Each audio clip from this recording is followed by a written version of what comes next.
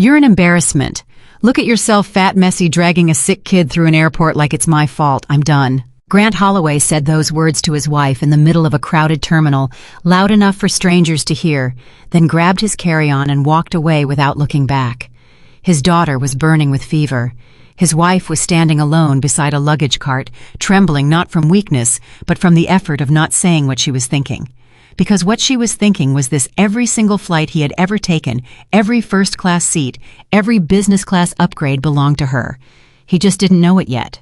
Before we go any further, if this is your first time here, please subscribe and hit that notification bell so you never miss a story like this. Drop a comment and tell me what city you're watching from. I want to see exactly how far this story travels. Now let's get into part 1. The morning Grant Holloway decided to destroy his marriage, it started exactly the way most terrible decisions do, quietly with a small excuse dressed up to look reasonable. It was 6:47 in the morning. Seattle-Tacoma International Airport was already loud and crowded, the kind of pre-dawn chaos that smells like stale coffee and jet fuel and other people's anxiety. Families dragged rolling suitcases past couples arguing over gate numbers.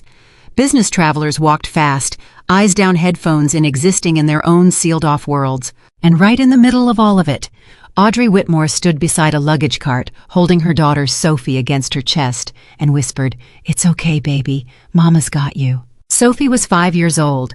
She had Audrey's same brown eyes and her grandfather's stubborn little chin, and right now those brown eyes were glassy and unfocused, her small body burning so hot that Audrey could feel the heat radiating right through Sophie's pink jacket. The child had been sick since the night before. A low fever that Audrey noticed around dinner that climbed through the night, while Grant told her it was nothing, that peaked somewhere around 4 in the morning when Sophie woke up crying and couldn't stop shivering. "She needs a doctor," Audrey had said, standing in the hallway of their hotel room with Sophie wrapped in a blanket. Grant had looked up from his phone. "She needs some children's Tylenol and some sleep. We have a flight in 3 hours." Audrey had given Sophie the Tylenol. She had let her sleep another 2 hours, but by the time the alarm went off and they were loading into the taxi, Sophie's temperature had climbed to 103.4, and she was limp and pale and didn't want to eat anything, didn't want to drink. Just pressed her face against her mother's neck and said, "Mama, I feel bad." At the check-in counter, Audrey had pulled Grant aside. "Grant, look at her. She's burning up." Kids run fevers. It happens. He had already taken Sophie's boarding pass from the agent and was walking toward security. "Grant." He kept walking. That was how they ended up at gate C-17 40 minutes before boarding, with Audrey sitting on a row of hard plastic chairs, Sophie curled against her side, and Grant standing several feet away on his phone, talking in that low, careful voice he used when he didn't want Audrey to hear what he was saying. Audrey was 32 years old. She was not the kind of woman who turned heads in a room the way some women did not, the kind that magazines put on covers or that men across restaurants watched walk in. She was full-figured and soft-bodied, with the kind of curves that she had spent most of her 20s apologizing for without meaning to, choosing clothes that minimized postures, that shrank words, that preemptively acknowledged her own size before anyone else could. She had fair skin that flushed easily, soft brown hair she usually wore in a low ponytail, and a face that was genuinely, quietly beautiful in a way that people often missed when they were too busy making assumptions about the rest of her. She was also at this moment completely exhausted. There were circles under her eyes from a night without sleep. Her blazer was wrinkled. She had no makeup on. She was holding a sick child in one arm and pressing 2 fingers against Sophie's forehead with her other hand, checking again, hoping the number had come down. It had not come down. It had gone up. "Grant." Her voice was steady, but firm. "I need you to come here." He turned slightly. "1 second. Now please." Something in her tone made him end the call. He walked over, tucking his phone into his breast pocket, and looked at her with the expression she had come to know very well over 6 years of marriage. It was the expression that said, "I am being patient with you, and I need you to understand how patient I am being." "Sophie's temperature is 104, Audrey said. "I checked it twice. We cannot get on this plane." Grant looked at Sophie. Sophie looked back at him with those glassy eyes, and even in the state she was in, she reached out her little hand toward her dad, the way kids always reach for the people they love most, even when those people are failing them. Grant did not take her hand. He said, "Kids are resilient. She'll be fine on the flight."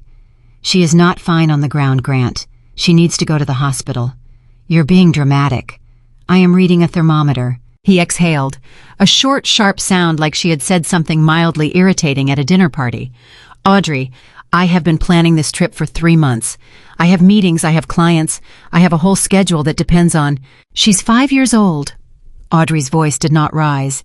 It never rose with Grant. She had learned a long time ago that raising her voice gave him an excuse to make the conversation about her volume instead of her words. She is 5 years old and she has a fever of 104 degrees, and if you are telling me right now that your schedule is the priority, then I need you to say that out loud clearly, so I understand exactly what is happening here. Grant opened his mouth, closed it, ran a hand over his jaw. I'm going to get some water, he said. He walked away. Audrey watched him go. She watched him walk not toward the water fountain near the gate, but toward the far end of the terminal where a woman was standing with a carry-on bag and a coffee cup wearing a camel coat that Audrey recognized because she had seen it before, in photos on Grant's phone that she was not supposed to have seen. Madison Pierce, 30 years old, corporate acquisitions, Grant's colleague at the firm, beautiful in the way that photographs sharp features great bone structure, the kind of effortless put-togetherness that Audrey had always suspected required a great deal of effort to maintain. Audrey had suspected for 4 months. She had found the texts by accident Grant's phone on the kitchen counter, a preview notification from a name she didn't recognize, a message that said, "I keep thinking about last Tuesday." She had not gone through the phone. She had not asked Grant about it directly. She had told herself she was waiting for more information. She had told herself she was being reasonable. What she was actually doing, she would understand later, was giving herself time to accept something she was not ready to accept. She watched Grant reach Madison. She watched Madison smile.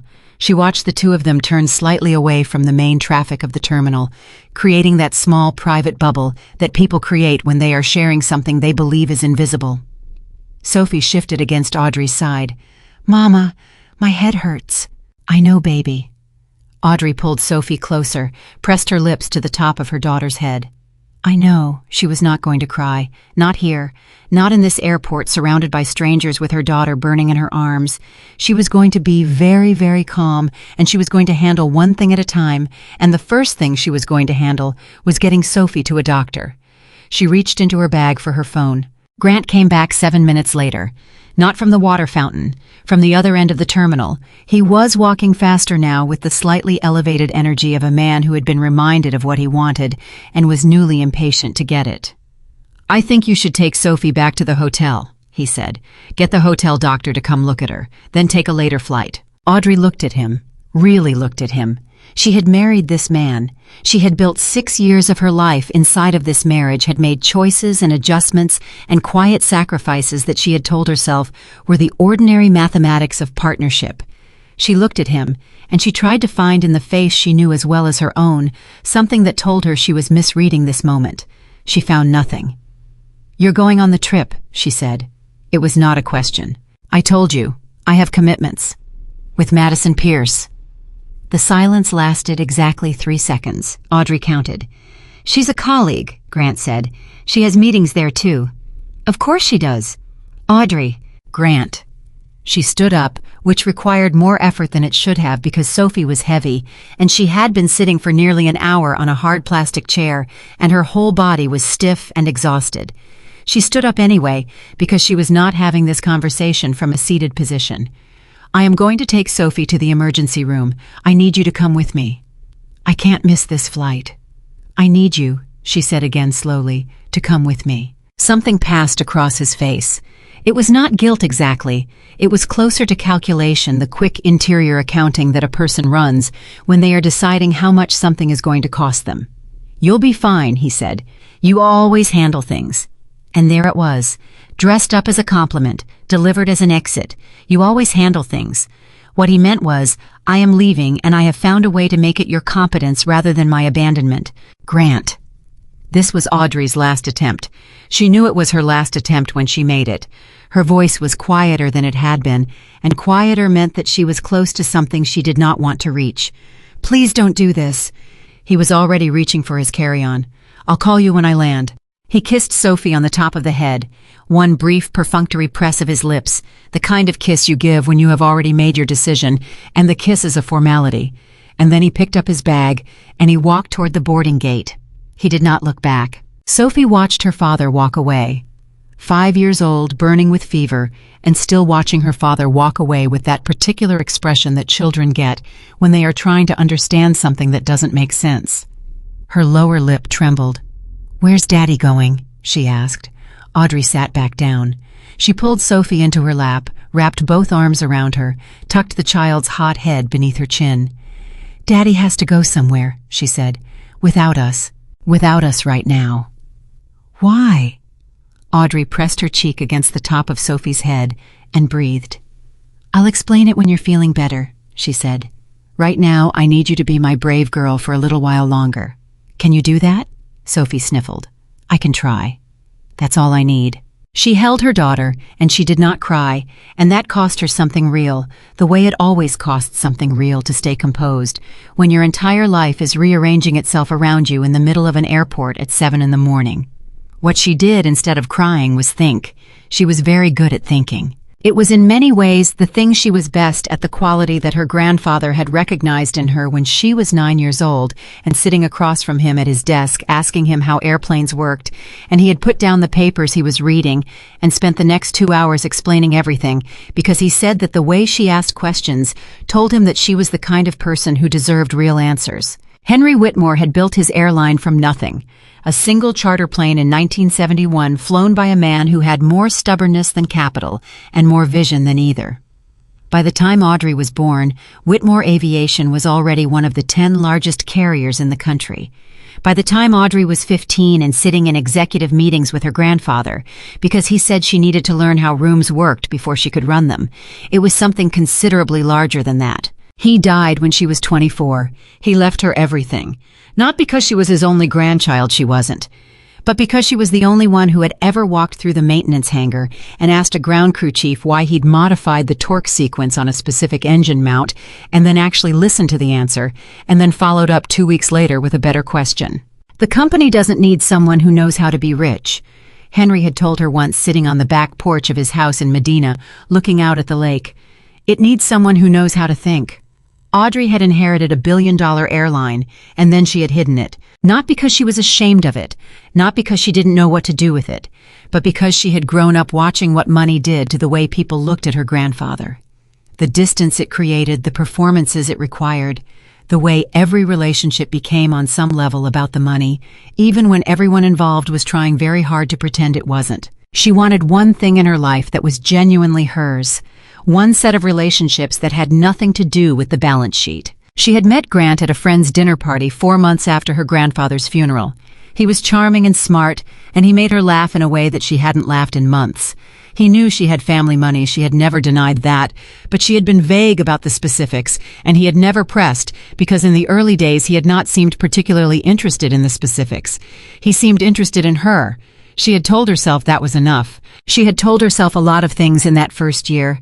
Now sitting in gate C-17 with her sick daughter in her lap, watching the boarding door close on the flight her husband was taking to God knew where, with a woman in a camel coat, Audrey thought about all the things she had told herself, and she felt something shift. Not break, not shatter, not collapse in the dramatic way of things in movies, where the realization arrives with a swell of music and a single perfect tear. Just shift. The way tectonic plates shift slowly, quietly, deep beneath the surface, until suddenly the geography is different. She took out her phone. She opened her contacts. She found the name Julian Mercer. Julian was 61 years old, had been with Whitmore Aviation for over 20 years, and had served as acting chairman since Audrey's grandfather died, with the explicit understanding that this arrangement was temporary and would end the day Audrey decided she was ready. He had never pushed. He had sent her quarterly reports and attended the occasional board meeting and waited with the patience of a man who had complete confidence in the outcome. She typed a text. Just 3 words. "I need transportation." His response came in 40 seconds. "Where and when?" She looked at Sophie. "Children's Hospital. Now. Done." She put her phone away. She stood up, lifting Sophie with both arms, settling the child against her hip. She found the luggage cart. She walked steadily and without hurrying toward the terminal exit. Two of the other travelers at the gate watched her go. A heavy-set man in a baseball cap glanced up from his newspaper. A woman with a stroller tracked her with a sympathetic gaze.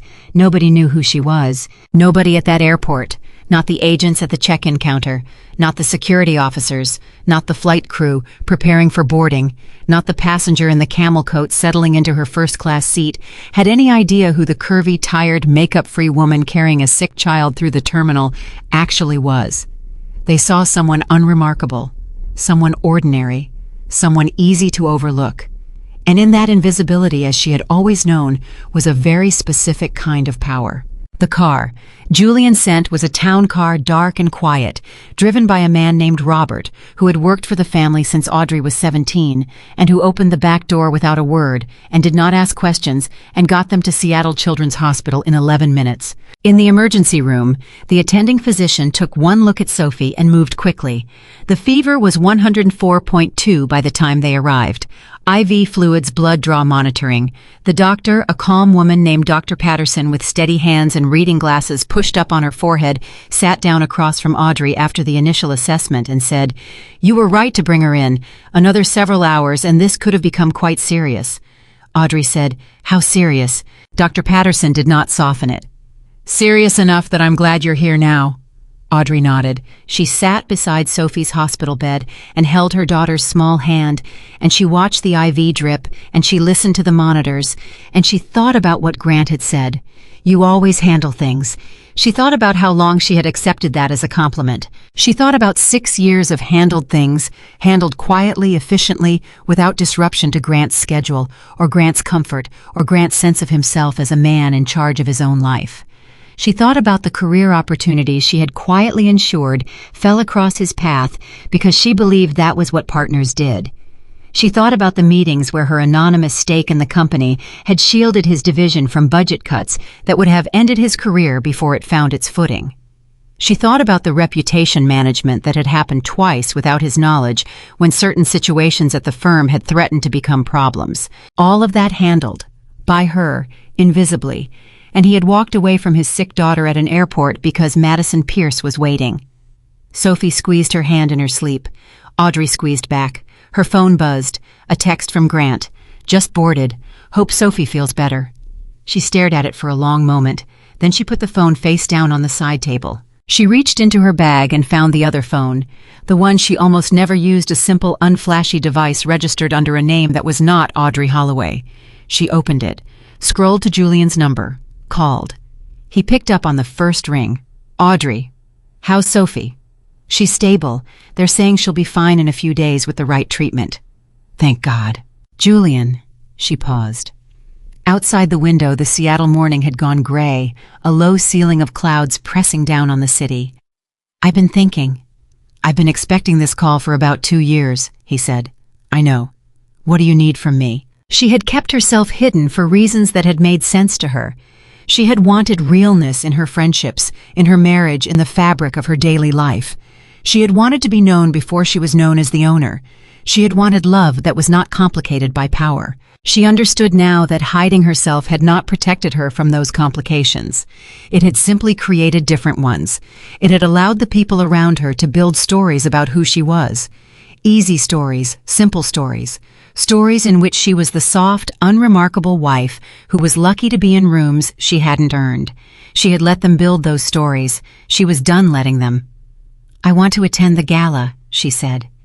Julian was quiet for exactly 1 moment. "The leadership gala, that's in 8 days. I know. Audrey, half the board hasn't even met you. The executives who've been running the day-to-day have no idea what you look like.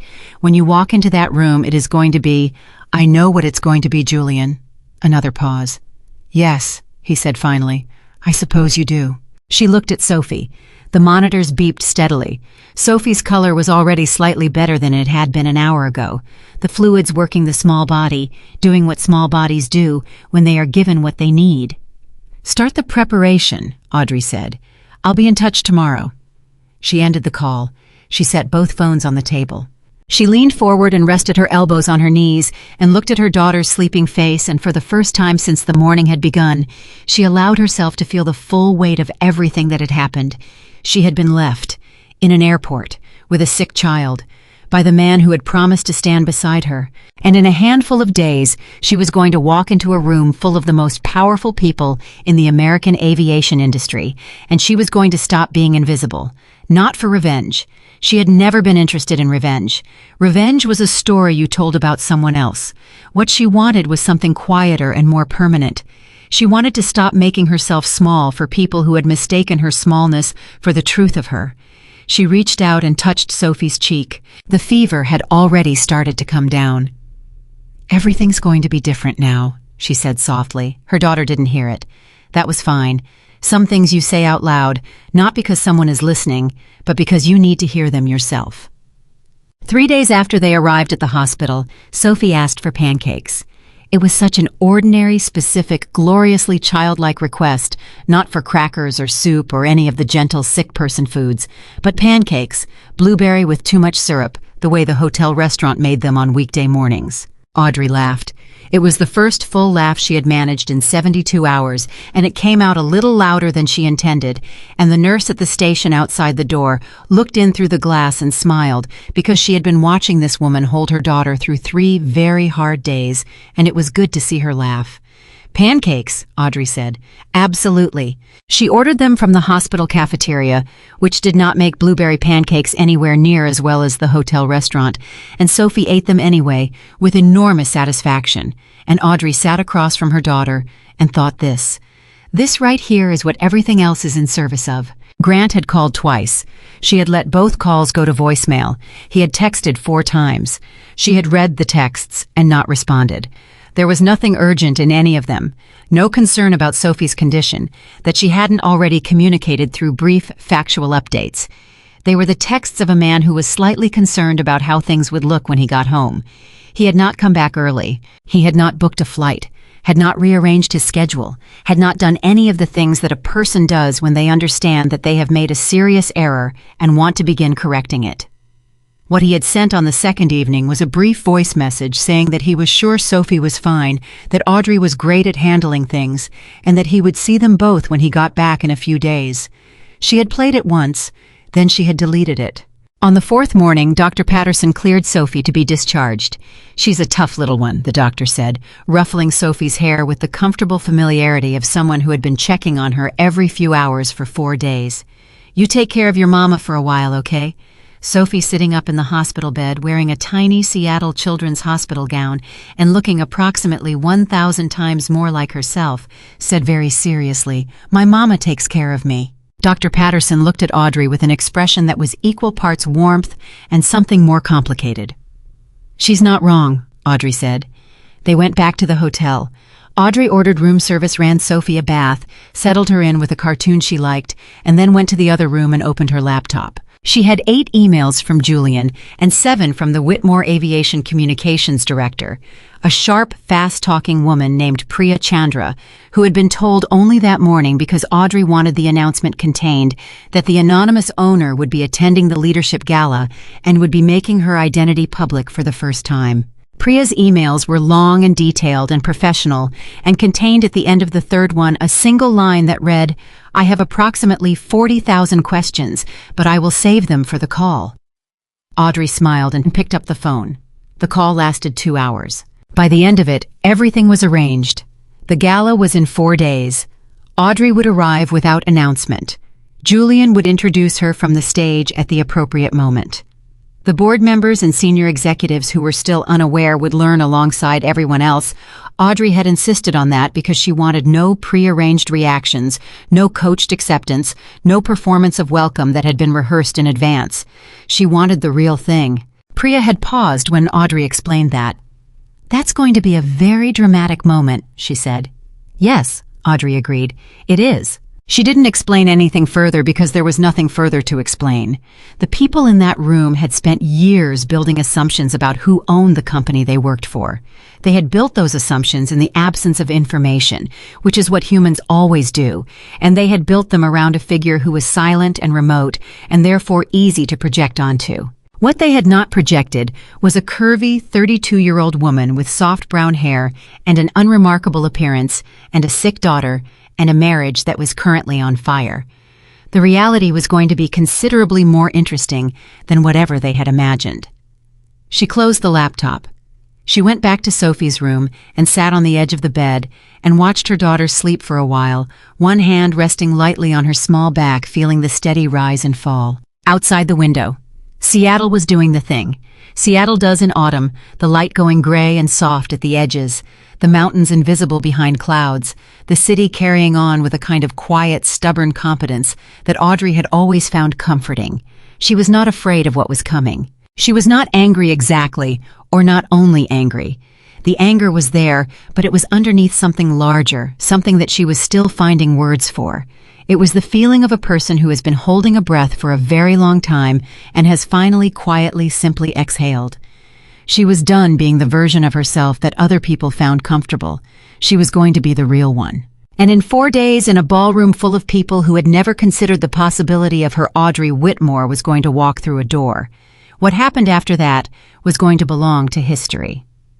The hotel room was quiet, in the way that only hospital-adjacent exhaustion can make a room quiet, that particular silence that comes after crisis, when the body has run out of adrenaline and the mind hasn't yet caught up to the fact that the emergency is over. Sophie was asleep in the center of the king-sized bed, curled on her side with both hands tucked under her cheek, breathing slow and even.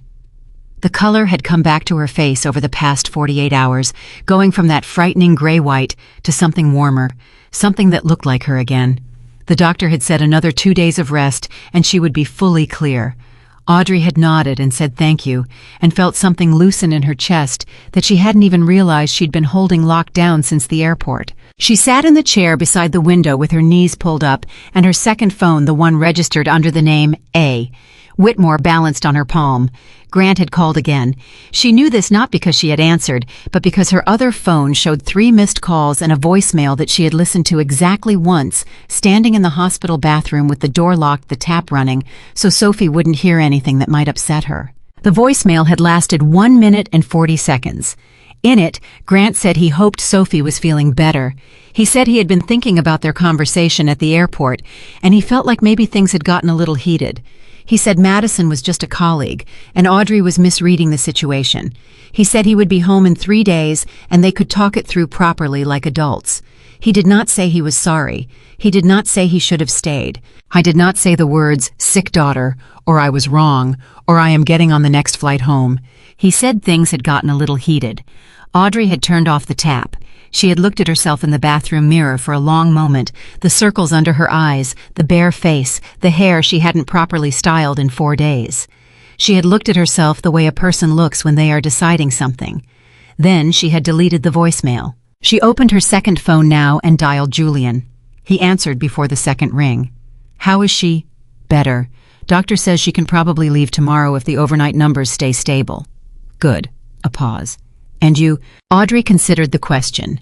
Julian had known her since she was 19 years old. He had watched her grow from a young woman sitting in the back of boardrooms, learning to read the room, into the person she was now.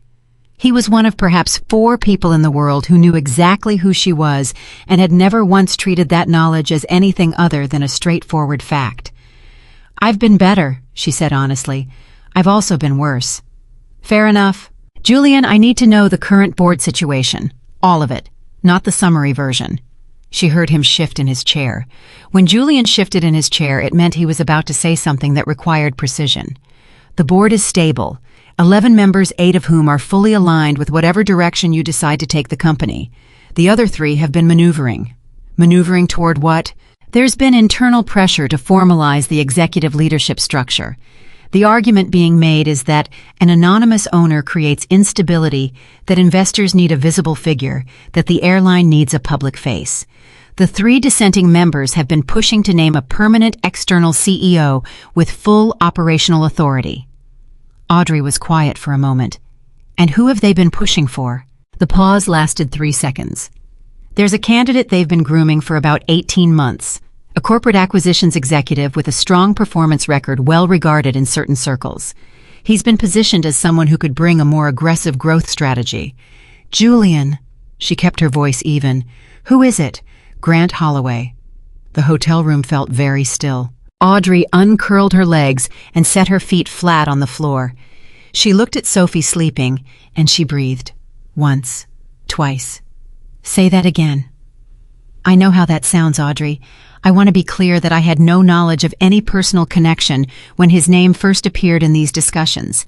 His candidacy was presented through proper channels, supported by his performance metrics, and by 3 board members who have been advocating for external leadership for the last 2 years. He knew," she said, not a question. "I can't confirm, Julian. He knew." She said it again quietly with absolute certainty. He knew he was being positioned for the CEO role at Whitmore Aviation. He knew the company was connected to me somehow. He's not stupid. He's seen the lifestyle. He's asked questions. I deflected, and he let me deflect them. And now I understand why he let me deflect them. He was waiting. The silence on the other end of the phone told her that Julian had arrived at the same conclusion some time ago and had been deciding how to present it. "I'm sorry, Audrey." "Don't be." She stood up. "This is information. Information is useful." She walked to the window and looked out at the Seattle skyline, the city going dark and blue in the early evening. "Who are the 3 board members?" He gave her the names. She recognized all 3. She had read their files years ago when she was first learning the company's internal politics. She had assessed them as ambitious but manageable. She had clearly underestimated the specificity of their ambitions. "Here's what I need you to do," she said. "I need you to make sure that Grant Holloway's candidacy remains active and on the table until the gala. No indication that anything has changed. Can you manage that? You want him to believe he's still in contention." "I want everyone to believe that. The 3 board members grant all of it, exactly as it is." Another pause. "And at the gala," Audrey said, "we're going to have a conversation about the future of this company, and everyone who has been making assumptions is going to have an opportunity to revise them." Julian was quiet for a moment. Then, "Your grandfather would have done exactly this." "I know," she said. "He taught me." She ended the call. She stood at the window for another minute. Then she turned around, went to the desk, opened her laptop, and got to work. The next 72 hours were the most productive of Audrey's professional life, which was saying something, because she had spent the previous decade quietly steering a billion-dollar company from a distance. But distance had always required a particular kind of efficiency. Decisions made cleanly, directives communicated through Julian the broad strokes, without the granular detail that required physical presence. What she was doing now was different. She was pulling every thread personally, examining every seam, and what she found as she worked confirmed what she had already understood the moment Julian said Grant's name. She had been maneuvered. Not completely. The company was hers. The controlling stake was unassailable. Nothing that had happened touched the fundamental legal structure of her ownership. But within the executive layer of the company over the past 18 months, 3 board members had been quietly constructing a situation in which an external CEO would step in with enough structural authority that her ownership would become largely ceremonial. They had not known, presumably, that the anonymous owner they were working around was the woman married to their chosen candidate, or perhaps some of them had. That was a question she would answer later. On the second evening after the hospital discharge, while Sophie was watching cartoons and eating crackers, Audrey sat at the hotel desk and went through 14 months of board minutes, executive compensation packages, and internal communications that Julian had been forwarding to her encrypted inbox. She had skimmed them in real time when they arrived. Now she read them with the full attention of someone who understands exactly what they are looking for. It took her 4 hours to map it completely. Then she called Priya. Priya Chandra picked up on the second ring with the energy of someone who had been waiting for this call and had a great deal to say. "I have been preparing for this conversation for approximately 3 days, and I have a presentation ready and also approximately 40,000 questions." "Save the presentation," Audrey said. "I'll tell you what I need." Priya went quiet immediately. Audrey had learned when she first started working with Priya 2 years ago that the communications director's rapid-fire energy was not nerves, but processing speed. She moved fast because she thought fast, and the fastest way to align with her was to match the pace. "The gala is in 3 days," Audrey said. "I'll be arriving as a guest initially. No announcement, no special access, just a name on the list. I want to be in the room for at least an hour before Julian introduces me. I want to hear how people talk when they don't know who's listening. That's... Priya paused. Logistically, that's manageable. We have about 300 people on the list. You won't stand out if you come in with the general guest flow. Good. Second item, the board members who have been pushing the external CEO proposal. I need a private meeting with each of them scheduled for the morning after the gala. Not together, separately. Understood. Third item. Grant Holloway's name stays on the CEO candidate list through the gala. No communication to him or to anyone else that the status has changed. A very brief silence. Then carefully. Audrey, is Grant Holloway someone I should know about in the context of your personal life? Priya was extraordinarily good at her job. Part of what made her extraordinarily good at her job was that she had excellent instincts and was not afraid to follow them directly to the uncomfortable question. He's my husband, Audrey said. The silence lasted 4 seconds, which for Priya was essentially an eternity. He doesn't know, Audrey continued, that I own the company, that I've ever had any connection to the company. And he's been positioned as the CEO candidate. For 18 months. Priya exhaled slowly. Okay, she said. Okay, I'm going to need a minute to reorganize my understanding of this situation. Take 30 seconds. A short pause. Then, I'm good. What else? Audrey almost smiled. That's everything for tonight. I'll send you a revised briefing document in the morning. I'll be up. Priya. Yeah. Thank you for not making this complicated. Oh, it's absolutely complicated, Priya said. I'm just choosing to process the complicated part quietly so you don't have to manage my reaction on top of everything else. This time Audrey did smile. That's exactly what I needed to hear. She closed the laptop at 11:30. She went and checked on Sophie, who had migrated to a diagonal position across the bed and was sleeping with the absolute boneless commitment of healthy children. Audrey straightened the covers around her. She pressed her hand lightly to Sophie's forehead. Cool. Perfectly, blessedly cool. She went back to her own side of the bed, lay down without changing out of her clothes, and stared at the ceiling. Grant had texted again at 9. How's the little one doing? No punctuation. The lack of punctuation she had noticed over 6 years was how Grant communicated things he wanted to present as casual. Questions with punctuation were real questions.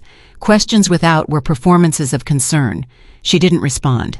She lay there for a while thinking not about Grant, not about the gala, but about her grandfather, about sitting in the back of the Whitmore Aviation boardroom at age 15, small enough that the executive chairs swallowed her, watching men in expensive suits make arguments about flight route optimization with the confidence of people who had never once doubted their right to be in the room. Henry had leaned over and whispered, "Watch how they listen. The ones who are actually thinking are listening even when they're talking. The ones who are only performing are silent when everyone else speaks." She had watched. She had kept watching. She had been watching for 17 years. She understood somewhere in the architecture of her grandfather's lessons that this moment was not an accident. Not just the gala, not just the revelation, but all of it. The marriage, the hiding, the years of invisibility. She had made choices that brought her here to this hotel room, to this particular reckoning. She was not going to spend energy deciding whether those choices were mistakes. What she was going to do was decide what happened next. She fell asleep before midnight for the first time in a week. In the morning, Sophie wanted to go to the hotel pool. Audrey said yes, and they spent 2 hours in the water, Sophie doing the chaotic splashing, non-swimming of healthy 5-year-olds, Audrey watching from the steps, and for those 2 hours, nothing else existed. No airport, no Grant, no gala, no 300-person ballroom waiting for a revelation. Just Sophie in the water laughing, and the particular joy of watching someone you love be completely uncomplicated happy. When they got back to the room, there was a missed call from Grant, and a missed call from a number Audrey didn't recognize. She called the unknown number back. A man answered. His voice was smooth in the way that certain kinds of ambition make voices smooth, practiced, calibrated, accustomed to making favorable impressions quickly. "Mrs. Holloway, my name is Devon Marsh. I'm the executive liaison to the Whitmore Aviation Board. I was hoping we could speak." Devon Marsh. She knew the name. He was the primary operational contact for 2 of the 3 board members who had been pushing the CEO restructure. The fact that he was calling her personal number, her regular personal number, not the Whitmore number, meant that someone had done enough research to find it. and the fact that he was identifying himself openly meant he wanted her to know exactly what this call was. "How can I help you, Mr. Marsh?" she said. Her voice was warm and entirely uninflected. "We understand that you may have certain questions about some recent internal developments at the company. I wanted to make myself available to address any concerns you might have." "What kind of internal developments?" A brief pause. He had expected she understood a different kind of response from the woman his board members had presumably characterized as a passive, disconnected owner. He was recalibrating. "There's been some conversation at the board level about leadership structure," he said carefully, "about ensuring that Whitmore Aviation has the strongest possible executive presence going forward. We feel there's an exciting opportunity. Mr. Marsh." She sat down on the edge of the hotel bed. Sophie was in the bathroom changing out of her swimsuit. "I appreciate you reaching out. I'll be at the gala in 2 days. I think most of the relevant conversations can happen there." "Of course. I just want to make sure you feel fully informed before—" "I'm fully informed," she said pleasantly. "I look forward to seeing you there." She hung up. Sophie came out of the bathroom in dry clothes with her hair wet and immediately climbed onto the bed and announced that she wanted lunch. "What do you want?" Audrey asked. "Grilled cheese." "We can do grilled cheese. And tomato soup. Also manageable. And ice cream." Audrey looked at her daughter. "Ice cream is dessert." Sophie considered this with great seriousness. "What if I eat the ice cream in the middle? Is it still dessert?" "That's a philosophical question I'm not prepared to answer on an empty stomach." Sophie giggled. It was the first giggle, not the weak, tired ghost of a giggle from the hospital, but a real one, full and bright and loud. Audrey ordered room service. She sat across from her daughter at the small table by the window and watched her eat grilled cheese and tomato soup with the focused enthusiasm of a child who has been eating hospital food for 4 days and is deeply grateful for the return of normal flavor. She let Sophie have the ice cream in the middle, just this once, and while Sophie was working through a bowl of vanilla with hot fudge, Audrey's regular phone buzzed with a text from Grant. "Coming home a day early. Wanna talk." She read it. She set the phone down. She picked up her fork. She thought about Devon Marsh's call. She thought about 18 months of board meetings she had been copied on without fully engaging.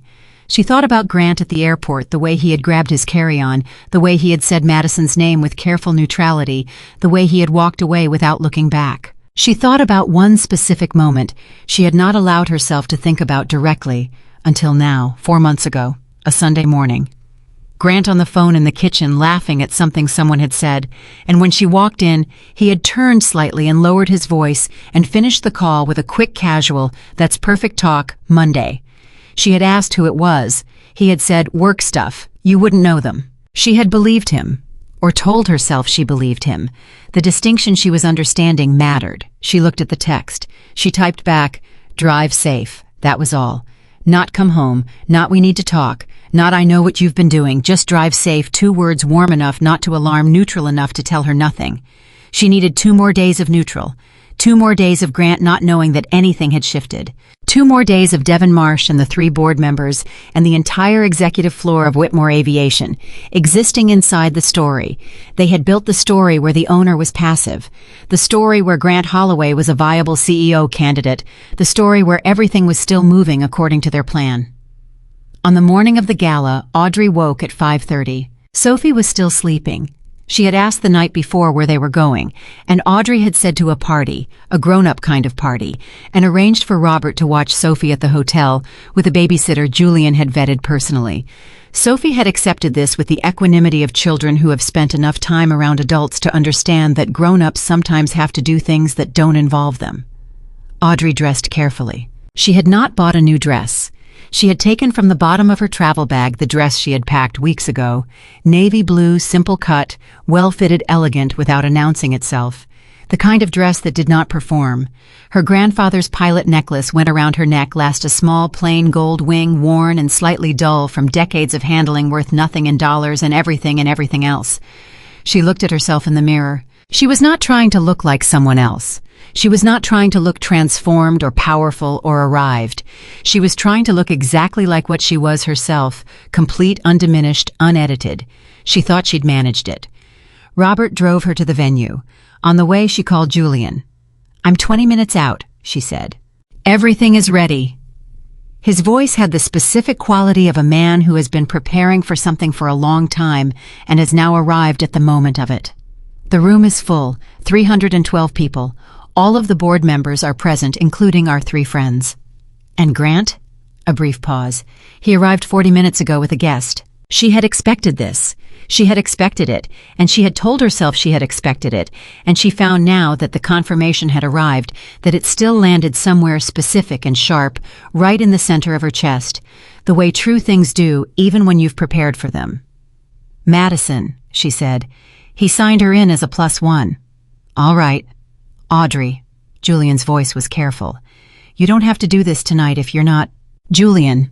She looked out the car window at the city moving past. I have been ready for this for about 6 years. I just didn't know what it was ready for. He was quiet for a moment. Your grandfather would be... Don't, she said gently, or I'll cry, and I've been very carefully not doing that. He laughed softly. Understood. See you inside. She tucked the phone into her bag. She looked at her grandfather's necklace in the window reflection. Drive safe, she had texted Grant. 2 words. Warm enough, neutral enough. The last thing she would ever say to him as the woman he thought she was. The car pulled up to the entrance. Robert came around and opened the door and offered his hand, and she took it and stepped out. Around her, people in evening wear moved through the entrance in pairs and small groups, the particular social choreography of industry events, recognition, small greetings, the checking of rooms. Nobody looked at her twice. She walked through the entrance and handed over her name card and accepted a glass of sparkling water from a passing server and moved into the ballroom. And somewhere across the room, through 300 people who had no idea she existed, she could see Grant Holloway laughing at something Madison Pierce had said, standing with 2 of the 3 board members who had spent 18 months trying to put him in her chair. She sipped her water. She waited. The best moments her grandfather had taught her are the ones you arrive at fully prepared and then let happen in their own time. She was prepared. She let it happen. The lights dimmed slightly, indicating the program was beginning, and Audrey Whitmore, who had been invisible in this industry for a decade, took one more sip of her water and watched Grant Holloway smile at someone else while standing in a room that every dollar of had been built by her family. She felt something clarify inside her, not anger, not victory, not grief, but something cleaner and more absolute than any of those. Something that felt like a door closing quietly and permanently on a version of herself that had believed she needed to be smaller than she was. She was done being small. In a few minutes, Julian was going to step onto that stage, and everything was going to change. The program started at 8 o'clock exactly. Julian Mercer had always believed that punctuality was a form of respect for the audience, for the occasion, for the weight of what was about to happen. And tonight, more than any board meeting or quarterly review or industry conference in his 22 years with Whitmore Aviation, he understood what punctuality meant. It meant that everything was in position. It meant there was no more waiting. It meant the next hour was going to be unlike anything anyone in this room had experienced. He stood just off stage and looked out at 312 people arranged at round tables across a ballroom that his company, Audrey's company, had rented for the occasion. Industry leaders, senior executives, pilots and operations chiefs and finance directors, board members and investors and partners from 6 different countries. People who had spent the last decade working for an airline whose owner they had never met, never seen, never been able to place a face to. He had watched this industry build an entire mythology around the anonymous Whitmore heir. He had heard the theories that it was a reclusive tech billionaire who had purchased the stake as a tax shelter, that it was a foreign investment group operating through an American proxy, that it was a trust managed by attorneys who made all decisions by committee. He had listened to these theories at cocktail parties and in conference rooms and occasionally in his own boardroom, and he had smiled politely and said nothing, because nothing was what Audrey had asked him to say, and Julian Mercer was above all things a man who kept his word. Tonight the mythology ended. He looked for Audrey in the crowd. It took him a moment. She had been very specific about arriving without drawing attention, and she had succeeded. She was standing near the east wall, a glass of water in her hand, watching the room with the particular quality of attention that he recognized from her grandfather. Henry Whitmore had possessed the same capacity, the ability to be present in a room without announcing himself, to observe everything while appearing to observe nothing. It was a skill that looked like passivity and was actually its opposite. She caught his eye from across the room. She gave him the smallest nod. He straightened his jacket and walked to the stage. Grant Holloway was on his second glass of champagne and feeling as he often felt at industry events like a man whose moment was arriving. The evening had the particular energy of things aligning. Devon Marsh had pulled him aside an hour ago and said quietly that the board had reached a consensus and that tonight would be an important night for Grant's future with the company. Madison had squeezed his arm when he told her. Claudia, his mother, who had flown in specifically for the occasion and was currently holding court at the table, they shared with two of the senior board members, had told him he looked exactly like someone who was about to become the most powerful person in the room. He had straightened his tie and believed her. I was standing now near the stage, champagne in hand, half listening to Devon Marsh describe the expansion plan for the Pacific Northwest routes, when he noticed something odd. Two of the board members he had been cultivating most carefully, both of whom had been warm and engaged with him for the past hour, had gone suddenly still. They were looking toward the stage where Julian Mercer had just taken the podium, and their expressions had shifted from the comfortable sociability of cocktail hour conversation to something more guarded, more attentive. Grant followed their gaze. Julian adjusted the microphone. The room quieted. 300 conversations tapering down to a focused silence. "Thank you all for being here tonight," Julian said. "For 22 years, Whitmore Aviation has been guided by a principle that its founder believed in absolutely, that the character of an institution is determined not by its profits, but by the integrity of the people who build it." Grant took a sip of champagne. This was standard gala preamble. He had sat through dozens of these speeches. "Henry Whitmore started this airline with one plane and an idea," Julian continued.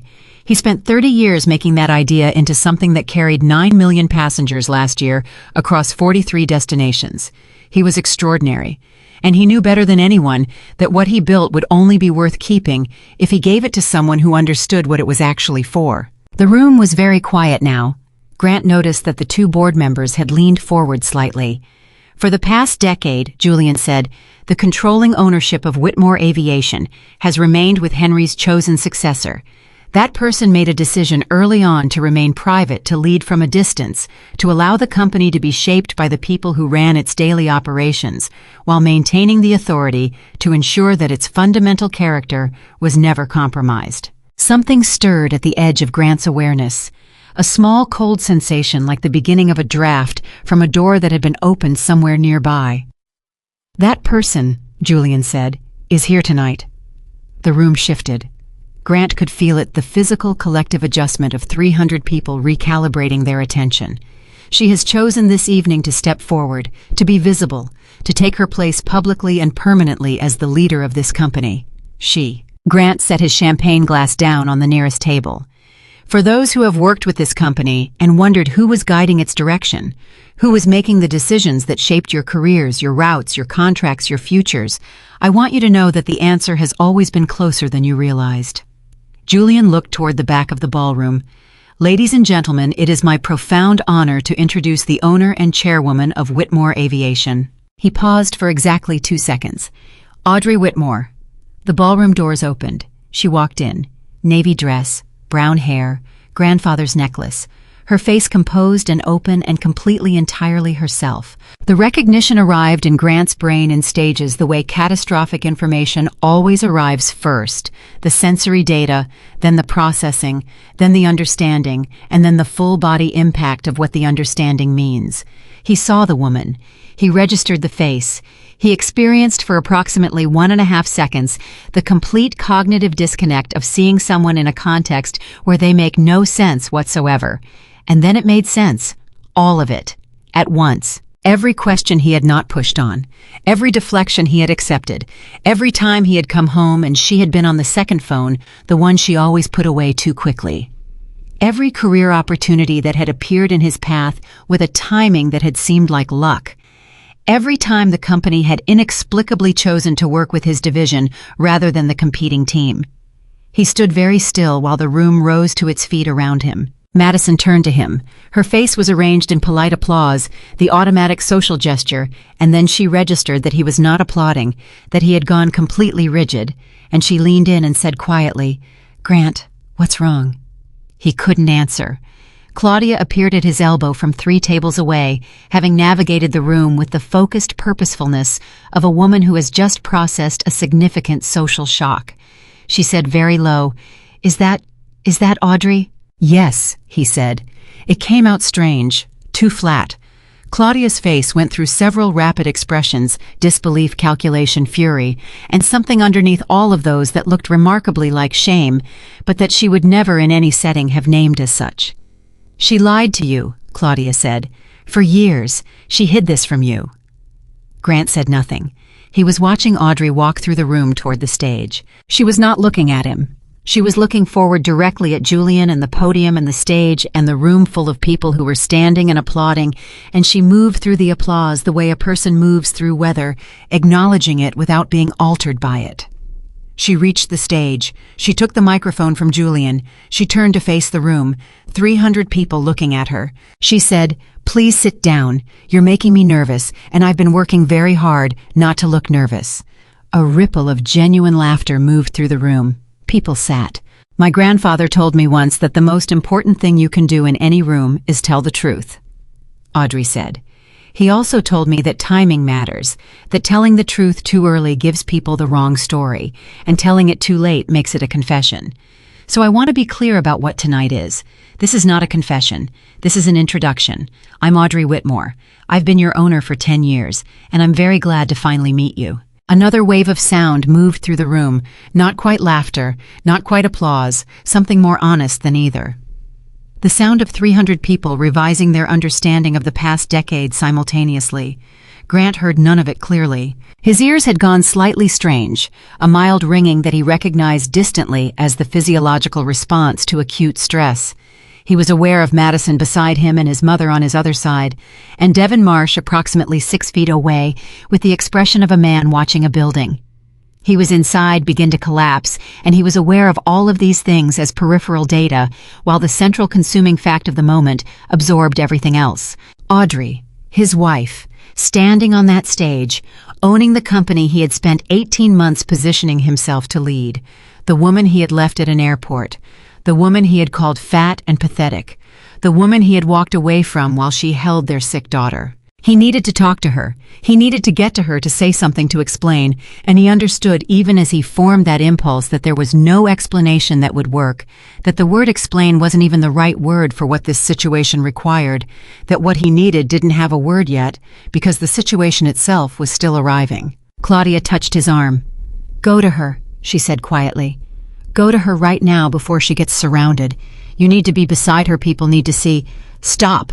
He pulled his arm away, not because his mother was wrong about the strategy, but because the word strategy in this moment felt like a physical insult, and he couldn't hear it. On stage, Audrey was speaking about her grandfather, about the vision Henry Whitmore had for what an airline could be, not just a transportation company, but a genuine service, something that understood its obligation to the people who depended on it. She spoke simply and without notes, and with the fluency of someone who had been thinking about these ideas for a long time. She was extraordinary. Grant had never seen this version of her because he had never looked for it. He had looked at her and seen the version he expected, the soft, unassuming wife, the woman who was always there when he came home, reliable and uncomplicated, and slightly below the level of his ambitions. He had never once asked himself what she might be thinking when she sat across from him at dinner. He had never once considered that the woman who drove Sophie to school and organized their vacations and handled every domestic crisis without drama might be the same woman who was currently standing in front of 300 of the most powerful people in the American aviation industry as their owner. He had not looked. He had not looked because it had not occurred to him that there was anything there requiring the effort of looking. That understanding arrived now with the specific surgical precision of something that cannot be unfelt once it is felt. He had spent 6 years married to a person he had never actually seen, and she had let him not see her for reasons he was only beginning to understand, and those reasons were worse for him than the hiding itself. She had hidden because she had wanted to be loved without the money, and he had not loved her. He had not been cruel about it, not deliberately, not with intent. He had simply been absent, present in body, absent in the ways that counted, building a life around his own ambitions, while she built the scaffolding that made those ambitions possible, and he had accepted that scaffolding the way people accept oxygen, without thought, without gratitude, without the slightest awareness that someone had arranged it. The speech ended. The room applauded again. Julian rejoined Audrey at the podium, and they spoke briefly, and then Audrey stepped down from the stage and was immediately surrounded. Board members, executives, investors, people moving toward her with the energy of a room that has been reordered and is now navigating the new arrangement. Grant started walking toward her. He moved through the crowd with less ease than he usually did, partly because the crowd was thick and moving in multiple directions, and partly because something had happened to his body that made ordinary navigation difficult. He was aware of people looking at him not with the recognition he usually expected at industry events, but with a different quality, a speculative assessment, as if they were recalculating something. He was recalculating too. He reached the edge of the circle surrounding Audrey. She was speaking to two senior executives, her body language relaxed and direct her attention fully on the person in front of her, in a way that Grant had seen her direct at Sophie, but rarely at adults in professional settings, because she had never in his presence been in a professional setting. He waited. She finished the conversation. The executives moved on. For one moment there was a gap. Audrey turned slightly and she saw him. They looked at each other across approximately 4 feet of ballroom floor. Her expression was not what he had expected. He had expected anger, the recognizable fire of a confrontation, something he could engage with, something that would give him a clear role. What her face held was considerably harder to respond to. It was calm. Not the performed calm of someone suppressing emotion, but the genuine calm of someone who has already processed the emotion, who has been sitting with it for days, and has come through it to the other side and is now simply present. "Grant," she said. He crossed the 4 feet. He stopped in front of her. Up close he could see the necklace, the small gold pilot's wing that he had seen her wear occasionally over the years, and had never asked about because he had never asked about things that seemed small to him. "Audrey." His voice came out rough. He cleared his throat. I had no idea." "I know," she said. "I need to explain." "There's nothing to explain right now." Not dismissive. Factual. "This is not the conversation for tonight, Grant. There are 300 people in this room, and tonight belongs to the company. Can we find somewhere to—" "No." Quiet. Absolute. "Not tonight." Someone appeared at Audrey's shoulder. Priya. Grant understood who he had never met before because he had never needed to meet her, clipboard in hand, speaking low and quick about something requiring Audrey's attention. Audrey nodded, said a brief word to Grant, "I'll be in touch," and moved away with Priya, and the crowd filled the space she had occupied before he could think of anything else to say. He stood there. Madison appeared beside him. "What happened? What did she say?" "Nothing," he said. "She said nothing. You have to fix this, Grant, right now. The board members are watching, Madison." He turned to look at her for the first time since Audrey had walked through those doors. Madison in her camel coat, Madison with her sharp features and her ambitions that had aligned so neatly with his own. "I need you to go home." She blinked. "What?" "Go home. Not to my home, to your home, please." He looked back toward where Audrey had been standing. "I need to think." Madison stared at him for a moment. Then she picked up her bag and walked away. He didn't watch her go. Claudia was suddenly there, filling the space Madison had vacated, with the implacable presence she had maintained through every family crisis Grant could remember. She took his arm. "Listen to me. This is recoverable. You are her husband. You have legal standing in this marriage that—" "Mother." He said it with a finality that surprised even him. "Please stop." She went quiet. He looked across the room. Audrey was speaking to Julian, and then to a woman Grant recognized as one of the senior board members, and then to someone else moving through the room with the ease and authority that he was watching for the first time, and that he understood now he should have been watching for years. He had a drink at the... He wasn't interested in drunk tonight, wasn't interested in the blur, because he felt perversely that he owed it to this situation to experience it clearly and completely, and without chemical cushioning. He stayed at the periphery of the room for the next hour. What he observed in that hour reorganized something fundamental in his understanding of the previous 6 years. He watched Audrey in her element, the element she had hidden from him, and he watched the room respond to her. Not because she commanded it loudly, not because she performed authority, but because there was something about the way she occupied her position that made every other person in the room orient toward her the way a compass orients toward north. It was not what she said, it was what she understood. He could see it in the way conversations went when she was part of them, the quality of the exchange, the fact that she asked questions he wouldn't have thought to ask, and then actually listened to the answers. He had called her unremarkable. He had called her worse than that. He had stood in an airport and said words out loud that he could not now manage to think about directly, without something in his chest doing something uncomfortable. At 10:15, he saw her break away from a conversation near the stage and move toward the side exit, the quiet one that led to the corridor and the smaller meeting rooms behind the ballroom. He followed. She heard him coming. She stopped in the corridor and turned. "I asked you to wait," she said. "I know, I'm sorry." He stopped 6 feet away. "I just need 5 minutes." She looked at him for a long moment. Then she said 3. He nodded. He had not prepared what he was going to say, because everything he had rehearsed in his head in the past 2 hours had sounded wrong before he finished constructing it. So he said what was actually true. "I didn't know who you were." "Yes," she said, "that's the whole point.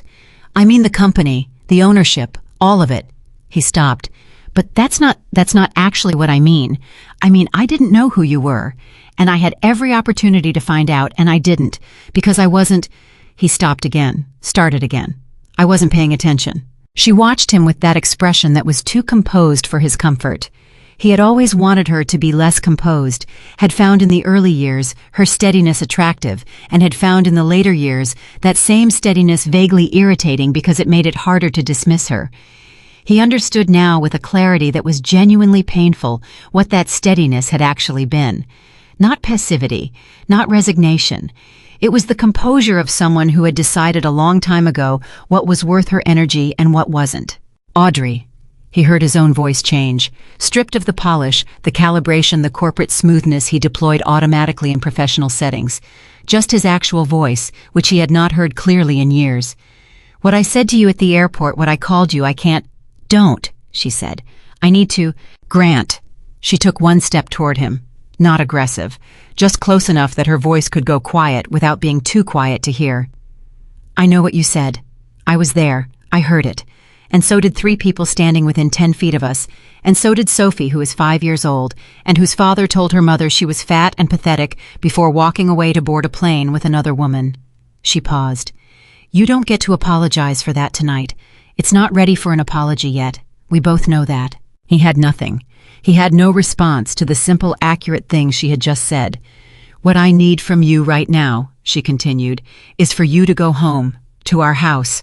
And wait, I'll be in touch in a few days and we'll have the actual conversation." "The divorce conversation," he said. She looked at him. "I don't know yet what conversation. That's why I said a few days." He nodded. He didn't trust his voice for anything else. She turned to go back to the ballroom. She stopped with her hand on the door. Without turning around, she said, "She was sick, Grant. A few more hours and it could have been something we didn't come back from. I need you to understand that when you think about the airport." He did understand it. He would understand it for a long time. She pushed the door open and walked back in. He stood in the corridor alone and felt with comprehensive totality the specific quality of a man who has arrived too late at an understanding that should have taken him minutes, and instead took him years. Inside the ballroom, the program was resuming. He could hear Julian at the podium again, introducing what sounded like the formal business segment of the evening. He did not go back in. He retrieved his coat from the check-in. He walked out through the main entrance and stood on the sidewalk and called a car. While he waited, he thought about a Sunday morning 4 years ago. Sophie was still a baby, barely 1 year old. He had been working on something he couldn't even remember what, and Audrey had brought Sophie into the study and sat on the floor and played with her for an hour while he worked, keeping the baby quiet and happy and close.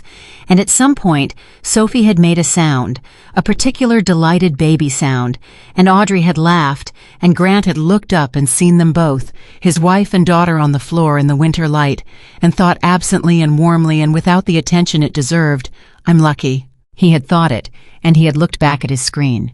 He had not put down his work, had not joined them on the floor, had not spent 1 minute of that morning looking at what he had, the real thing, the irreplaceable thing, right there in that room. The car arrived. He got in. Back inside the ballroom, Audrey was speaking to the full assembly about the Audrey Whitmore Wings of Hope initiative, a program she had been developing quietly for 3 years, a medical travel service for children who needed urgent treatment and whose families couldn't afford transportation. She spoke about it the way she spoke about everything, plainly, without performance, with the clarity of someone who had thought it through completely and was simply communicating what she understood. The room listened.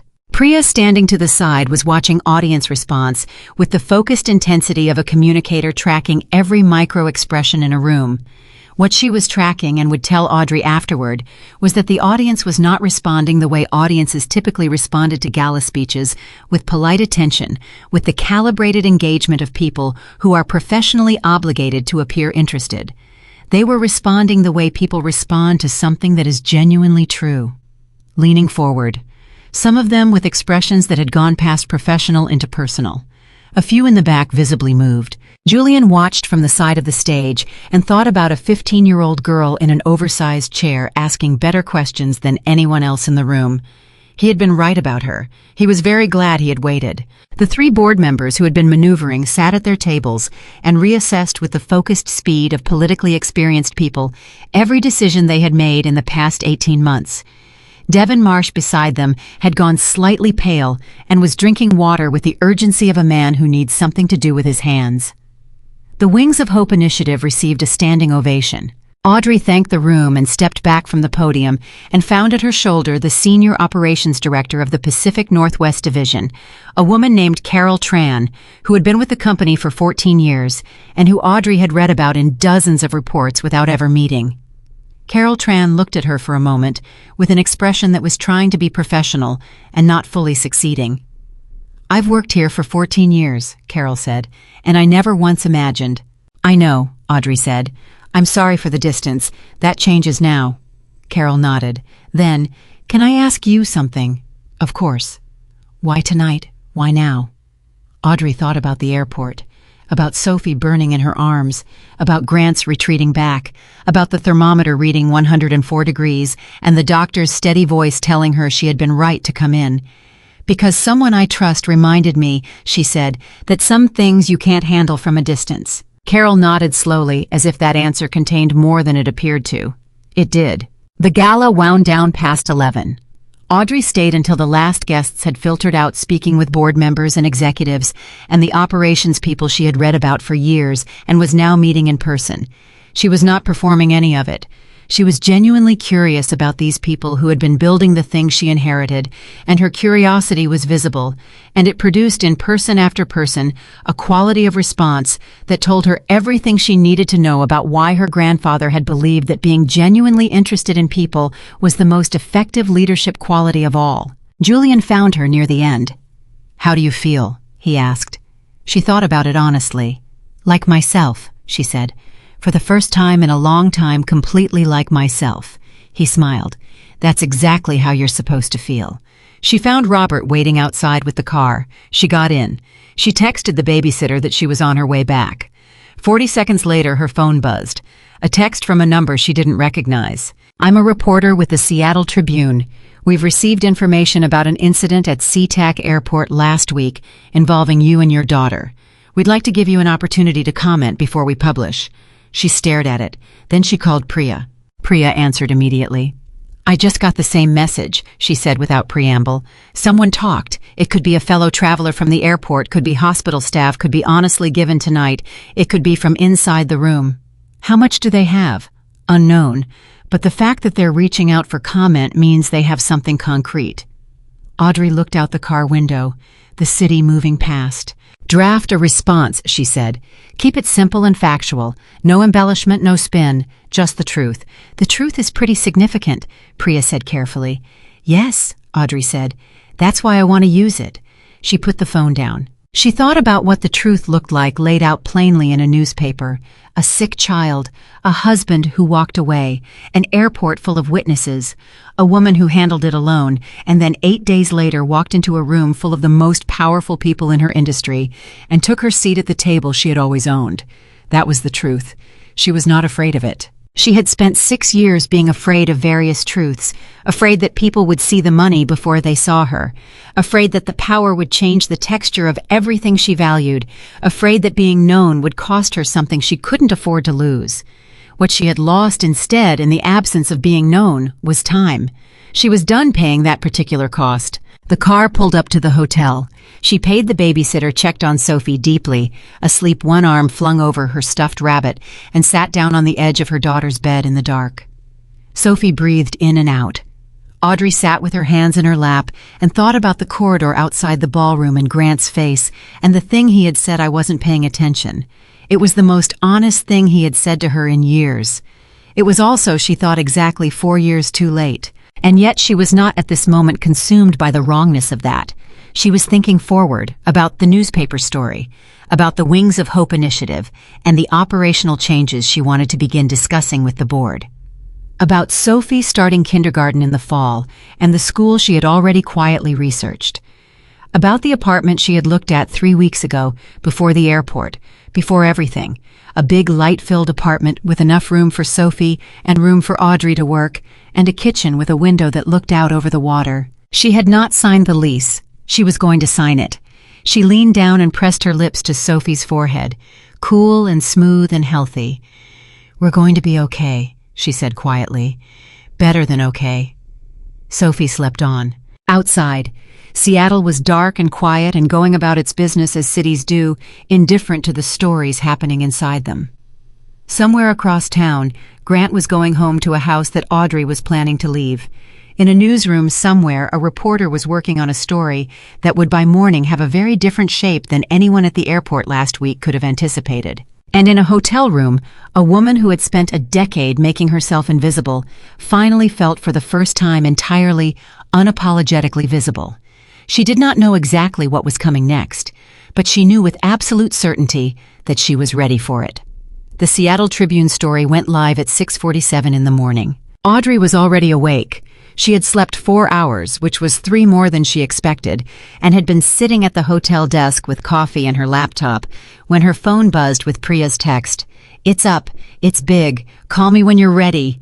She read the article before she called anyone. The reporter's name was Daniel Cho. He was thorough. The piece ran 22 paragraphs, and in those 22 paragraphs, he had assembled with the focused precision of someone who understood exactly what he had: a complete account of what had happened at Seattle-Tacoma International Airport 8 days ago. He had 2 witnesses, a man who had been sitting 3 rows of seats away at gate C-17, and a woman who had been at the adjacent gate and had heard the confrontation clearly. He had the hospital admission records sourced through a contact confirming that a child matching Sophie's description had been admitted to Seattle Children's with a fever of 104.2 degrees on the same morning. He had, and this was the detail that made Audrey set her coffee cup down very carefully, a partial transcript of what Grant had said. Not a paraphrase, actual words. "Fat, pathetic, not my problem." Daniel Cho had quoted them directly in bold in the 4th paragraph. The article identified Grant Holloway by name and professional title. It identified Audrey only as his wife, a woman traveling with their 5-year-old daughter. The connection to Whitmore Aviation, to last night's gala, to the revelation of her ownership was in the final 3 paragraphs sourced from the gala's official press release that Priya had distributed the previous evening. Daniel Cho had put the pieces together with the speed of a journalist who recognized when a story had assembled itself into something remarkable. The headline read, "Executive Abandons Sick Daughter at Airport Hours Before Wife Revealed as Airline's Billionaire Owner." Audrey read it twice. Then she called Priya. "How bad?" she asked. Priya's voice had the energy of someone who had been awake for 2 hours, processing information at high speed. Define bad. The article itself is factual and relatively restrained. The social media response is considerably less restrained. What's the reach? As of 6 minutes ago, the article has been shared 14,000 times. It's trending on 2 platforms. 3 national outlets have already picked it up. By noon, I estimate we're looking at a story that has gone fully national, possibly international by tonight given the airline angle. Audrey absorbed this. And the company. Whitmore Aviation's social channels have received over 800 messages since midnight, most of them responding to the gala announcement. The tone is overwhelmingly positive on the ownership reveal. The airport story is creating a different kind of attention. People are connecting the two, and the narrative they're building is... I can imagine the narrative, Audrey said. It's very compelling, Priya said carefully. The woman abandoned at the airport turned out to own the airline. The husband who called her fat and pathetic was angling to run her company. The story writes itself, and the internet is writing it very fast. Audrey stood up and walked to the window. Outside, Seattle was doing its early morning thing, gray light, steady movement, the city assembling itself for the day. Grant has seen it, she said, not a question. His publicist called our communications line at 6:15 asking for a joint statement. He has a publicist. Apparently he retained one sometime last night. Audrey considered this.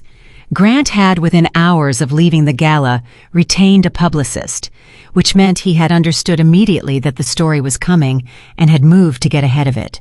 Which meant she thought that the airport conversation, the witnesses, the transcript, had not been entirely a surprise to him. He had been expecting exposure. He had been calculating his response before the article even published. That specific detail settled something in her that had still been uncertain. No joint statement, she said. I assumed as much. What do you want me to say to them? Tell them that Mrs. Holloway has retained her own counsel and will be communicating through appropriate channels going forward. Don't say anything else. Understood. A brief pause. Audrey, are you okay? She thought about the question honestly. She was standing at a hotel window in yesterday's work clothes with 4 hours of sleep and a nationally trending news story that involved her daughter and her marriage and her company, and her husband had retained a publicist before 6 in the morning. I'm clear, she said, which was different from okay, and Priya understood the distinction. I'll handle the morning communications, Priya said. Call me before you do anything public. She ended the call. She looked at her phone for a moment, then she opened her texts. Grant had sent 9 messages between midnight and 5 in the morning. She read them in order. The first 4 were variations on a theme: urgent, we need to talk, call me, this is important. The 5th shifted tone: I've spoken to some people and I think we can manage this together if we present a unified front. The 6th: I want you to know I take full responsibility for my behavior at the airport.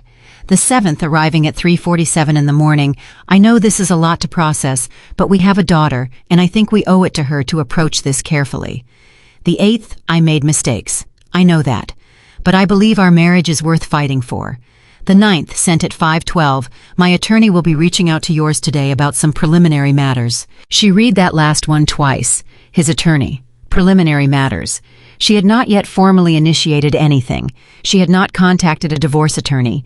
She had been in the hotel with Sophie for over a week, and in that time she had handled her daughter's recovery, and a company revelation, and a gala, and a nationally published article, and she had not, in the middle of all of that, had the bandwidth to formalize the ending of her marriage. Grant had done it first. She found that she was not surprised. She found that she was not even particularly hurt. What she felt was the clean, clarifying sensation of a situation that has revealed itself completely, with no further ambiguity requiring management. He had sent a text at 5 in the morning telling her their marriage was worth fighting for. He had retained an attorney before the article went live. These 2 things occurring within the same 8-hour window told her everything she needed to know about the difference between what Grant said and what Grant did. She showered. She dressed. She ordered breakfast for Sophie from room service blueberry pancakes because Sophie had declared them the official breakfast of recovery. And when Sophie woke up at 7:30 and padded into the main room, still wearing her pajamas and carrying the stuffed rabbit, Audrey was at the desk with coffee and the tablet working through the morning's communications with the focused calm of someone who has found their footing. Mama, Sophie said, climbing into the chair beside the desk. Can I have pancakes? Already ordered. With extra syrup. I told them extra syrup. Sophie settled the rabbit on the desk with the seriousness of someone arranging a workplace colleague. Are you working a little bit? Is it the airplane company? Audrey looked at her daughter. Sophie knew the outline. Mama had a job with airplanes. Mama sometimes had important phone calls. Mama had a company that her great-grandpa built. The details had been simplified for a 5-year-old, but the essential truth had always been there. She had never lied to Sophie. She had omitted and simplified, but she had never lied. Yes, she said. The airplane company. Are you the boss? Yes. Sophie considered this with great seriousness. Can I come see the airplane sometime? Whenever you want. This satisfied Sophie completely.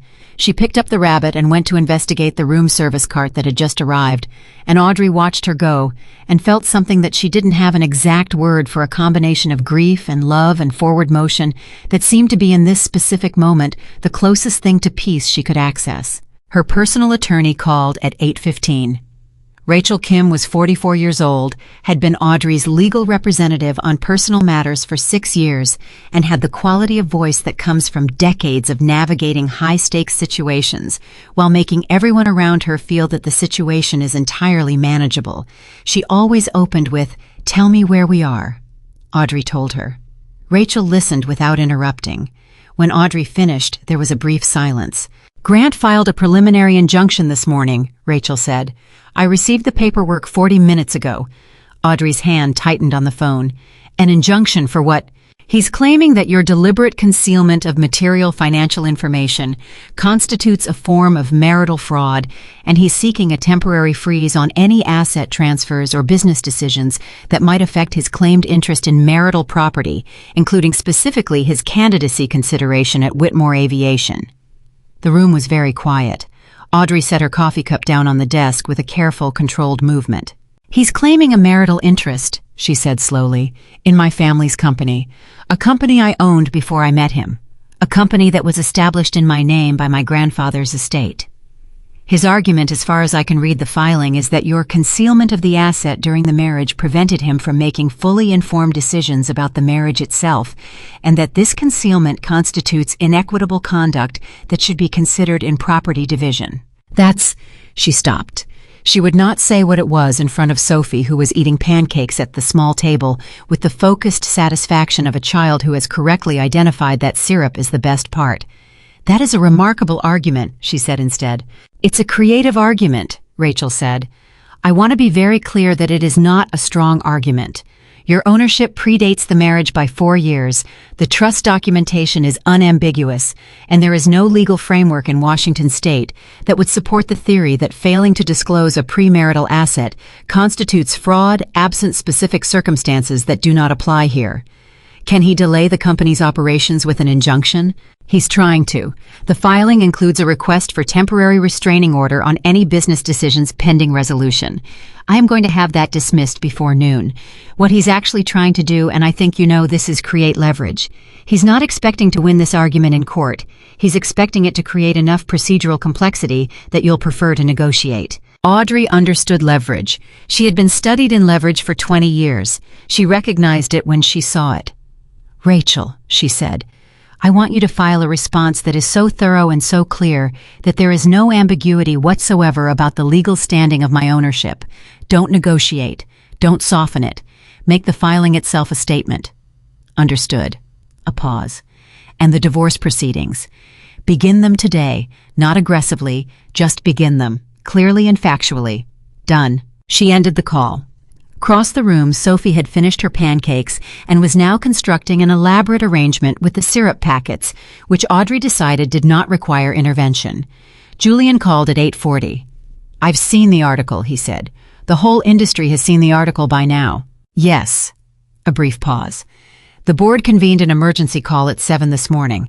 I want you to know that the 3 members who were pursuing the external CEO strategy issued a formal statement withdrawing their support for that initiative." She had expected this. When the article described Grant Holloway as a man who abandoned his sick daughter in an airport while using language that no professionally respectable person could publicly defend his candidacy for any leadership position in any reputable company had ended. Not because of Audrey's decision, because of his own behavior documented and witnessed and now nationally distributed. "What about Devon Marsh?" she asked. "He resigned from his consulting role with the board this morning. His letter cited personal reasons." "I see." "Audrey," Julian's voice went careful, "the board wants to schedule a formal meeting with you, not an emergency call, a proper session in person to discuss the path forward. Leadership structure, operational priorities, the Wings of Hope initiative launch. There's a great deal of momentum from last night and people want to move quickly. Schedule it for the end of next week. I need a few days first." "Of course." He hesitated. "How's Sophie?" "She wants to see the airplanes." She heard the warmth in his voice. "We can arrange that."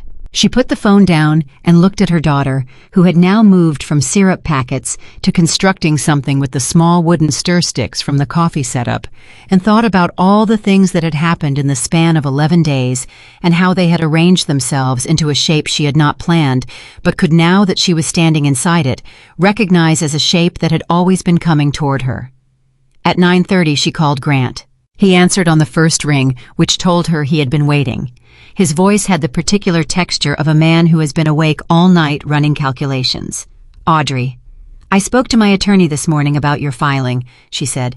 "I want to have a direct conversation with you before this goes further in a direction that I don't think either of us actually wants." A brief silence. "I'm listening." "Your filing is going to be dismissed. You know that. Rachel knows that. Your attorney knows that. What you're trying to do is create a conversation, and you've created one, so let's have it." She kept her voice level, not warm, not cold, just clear. "What do you actually want, Grant?" I was quiet for 4 seconds. "I want to not have made the choices I made," he said finally, "but I can't undo those." "No," she agreed.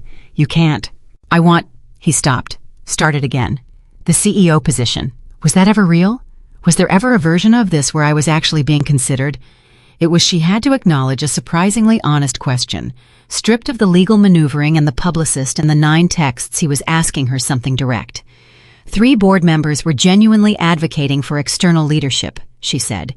Your professional record was genuinely the basis of your candidacy. That part was real, but you could have stopped it at any point. Yes. And you didn't. No. He processed this.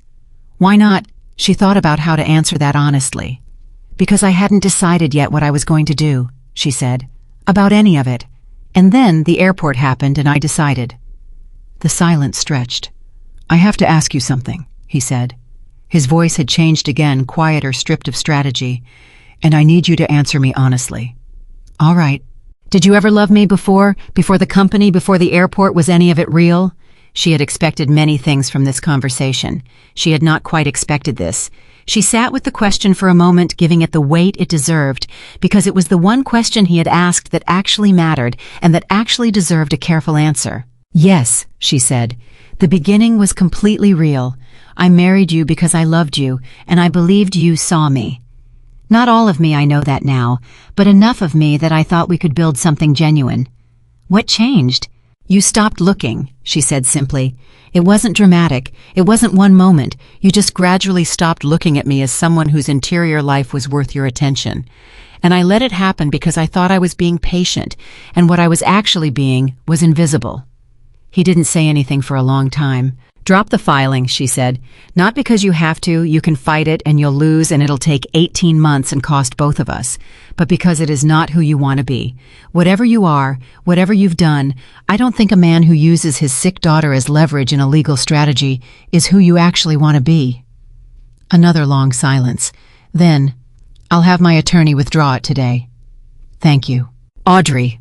His voice was rough. "I'm sorry. I know it's not enough. I know what I said at the airport can't be unsaid. I know that Sophie—" He stopped. "I know." "I believe you," she said. And she did. She believed he was sorry. She also knew with complete clarity that sorry was not the same as different, and that the question was never whether Grant was capable of remorse, but whether remorse was enough to build a future on. It was not. "Take care of yourself," she said, "and show up for Sophie. That's the most important thing you can do going forward." She ended the call. She sat quietly for a moment. Then she looked at Sophie, who had given up on the stir sticks and was now watching a cartoon on the tablet with the rabbit installed on her lap. "Hey," Audrey said. Sophie looked up. "You want to go somewhere today? Just us?" Sophie's face lit up. "Where? I know a place that has really good hot chocolate." "Is it the place with the big windows?" Audrey smiled. "The one with the very big windows, yes." Sophie was off the chair and looking for her shoes before Audrey finished the sentence. They spent the morning at a small cafe on the waterfront that Audrey had gone to with her grandfather years ago when she was young enough that the window seats felt enormous. She had Sophie on her lap for the first part, both of them wrapped around mugs of hot chocolate that were objectively too large for either of them, and they talked about things that had nothing to do with airports or galas or legal filings. They talked about kindergarten and what colors Sophie liked best, and whether rabbits could swim, and what the best dinosaur was, a debate Sophie had strong opinions about. The story was still moving in the world outside. Priya was managing it. Rachel was filing responses. Julian was handling the board. All of that was real and ongoing and would require her full attention starting tomorrow. Today belonged to this: the hot chocolate and the window, and her daughter explaining with absolute conviction that the Triceratops was obviously better than the T-Rex because it had 3 horns, and horns were clearly more useful than tiny arms, a point Audrey found genuinely difficult to argue with. At noon, her phone buzzed with a message from Rachel. Grant's attorney withdrew the filing at 11:58. She read it and set the phone face down on the table. "Mama." Sophie was looking at her with that particular 5-year-old sensitivity to shifts in adult emotion that children possess and that adults spend decades trying to recover. "I'm good, baby," Audrey said. "I'm really good." Sophie examined her face for a moment with those serious brown eyes. Then she nodded, apparently satisfied, and returned to her hot chocolate. The national story continued to develop through the afternoon. By 3 o'clock, the original Tribune article had been cited by 14 major outlets. A television producer from a national morning show had reached out to Priya about an interview. 3 airlines had issued statement of support for the Wings of Hope initiative, citing their own interest in pediatric medical transport partnerships. A children's hospital in Boston had sent a formal letter of inquiry about potential collaboration. And Grant Holloway's name, which had been building steadily in aviation industry circles for 18 months, was now attached to a story that no amount of crisis PR could fully detach it from. Not because the industry had judged him. Industries move slowly and practically and are rarely governed by moral outrage, but because the specific nature of what had happened, documented clearly in a nationally shared article, had made his candidacy for any visible public-facing leadership role genuinely untenable. The story did not destroy his career, but it definitively ended one particular chapter of it. That evening, Audrey received a call she had not expected. The number was a Portland area code she didn't recognize. She almost didn't answer. She answered on the 4th ring. "Is this Audrey Whitmore?" a woman's voice, older, carefully modulated in the way of someone choosing words with precision. "It is. Who's calling?" "My name is Eleanor Strand. I'm a retired federal judge. I was on the Whitmore Aviation Board from 2003 to 2011. I knew your grandfather well." A pause. "I read the article this morning, and I watched the gala live stream that someone posted online." Audrey sat up straighter. "Judge Strand, I won't take much of your time. I called for one reason. Your grandfather told me once when I was considering leaving the board over a disagreement that the measure of an institution is what it does when nobody powerful is watching." Another pause. "I watched you speak last night. I watched the way you spoke about the Wings of Hope initiative.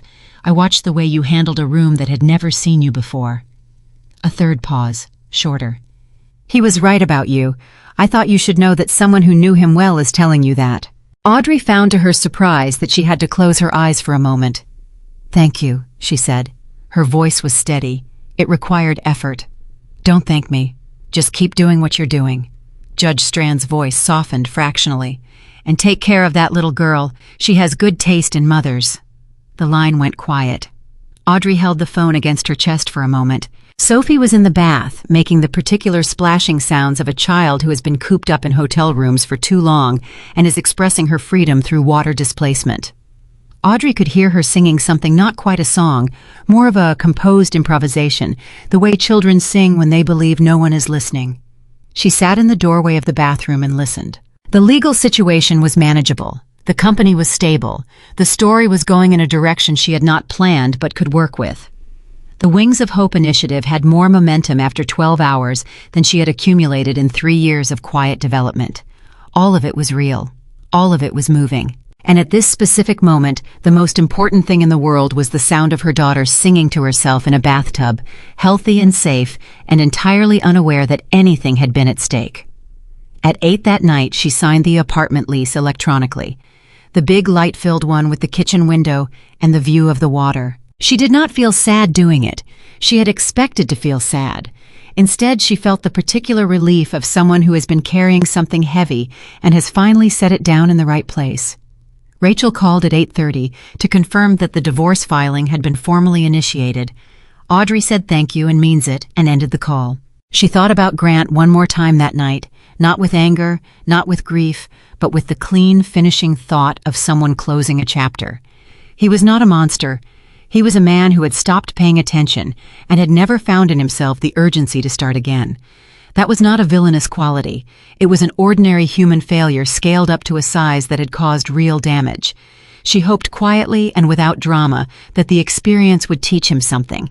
For Sophie's sake, primarily, but for his own as well. What happened to people who stopped paying attention was that they eventually found themselves in a room they didn't recognize, surrounded by consequences they hadn't tracked arriving. She thought he was in that room now. She hoped he found his way through it. Then she went and got Sophie out of the bath and wrestled her into pajamas and read her 3 chapters of the book.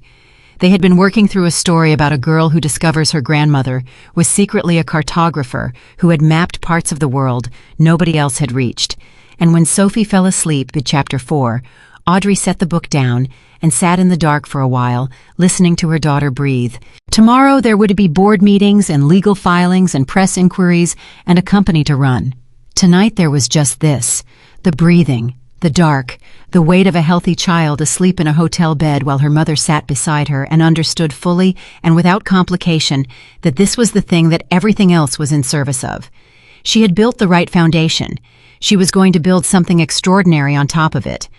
The only question that remained was how big, and Audrey Whitmore, who had never yet thought small, already knew the answer to that.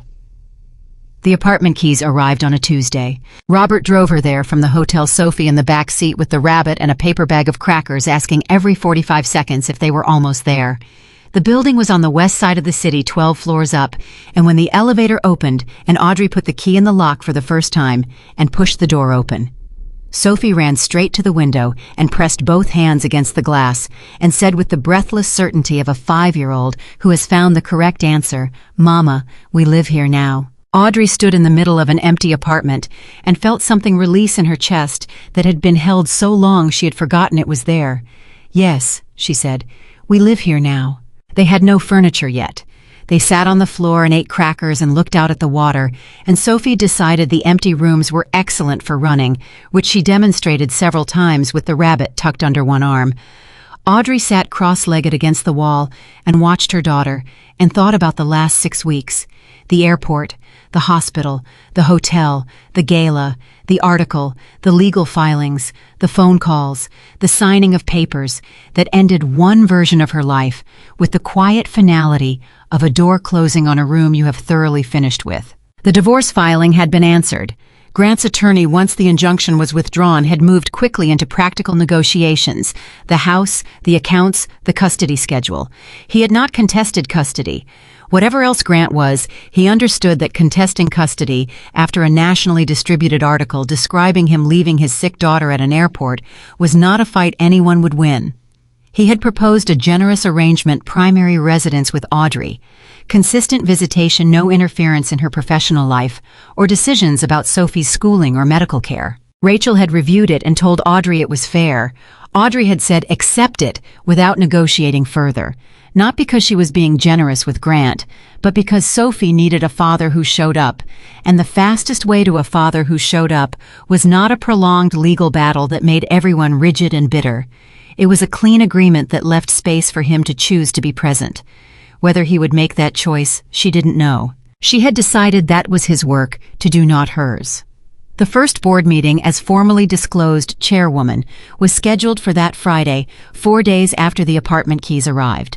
Julian had sent the agenda: operational review, the Wings of Hope initiative launch planning, a discussion of the leadership restructure, now that the 3 dissenting board members had voluntarily withdrawn their proposals, and a formal vote to ratify Audrey's chairmanship, with full public disclosure going forward. She had read the agenda twice and added 2 items of her own.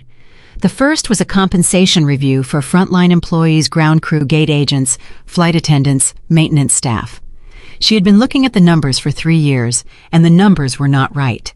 She had not pushed on it from a distance because she had not wanted to overrule operational decisions without being in the room. She was in the room now.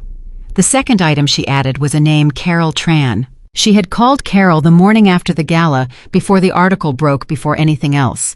She had introduced herself properly, not as the anonymous owner, but as Audrey, as the person who had been reading Carol's operational reports for 5 years and had wanted to have this conversation for at least 3 of them. Carol had been quiet for a moment when she realized who she was talking to, and then she had said with the directness of someone who operates in facts, "I have 14 years of notes on how this company could run better. When do you want to hear them?" Audrey had said, "Friday, board meeting. I want you in the room." Carol had said, "I'll be there." She was going to propose Carol for the Chief Operations Officer role that had been technically vacant, occupied by committee, effectively run by consensus for 2 years. Carol was the right person. She had known it from the reports. She was certain of it from a single phone call. Her grandfather had taught her the most expensive delay in any organization is the delay in putting the right person in the right seat. Do it when you know. Don't wait for a more convenient moment. The convenient moment is a myth that costs you years. Sophie found her sitting against the wall and climbed into her lap and settled there with the ease of a child who has never once questioned whether she is welcome. "Mama," she said, "can we get a dog?" Audrey looked at her daughter. "A dog is a large commitment." "I know." Sophie's tone was the exact tone of a child who has been thinking about this for a while. "But I would take very good care of it." "You have a rabbit." "The rabbit doesn't need walks." She paused. "That's actually good for the rabbit, but a dog would need walks, and I could do the walks." "You are 5. Almost 6.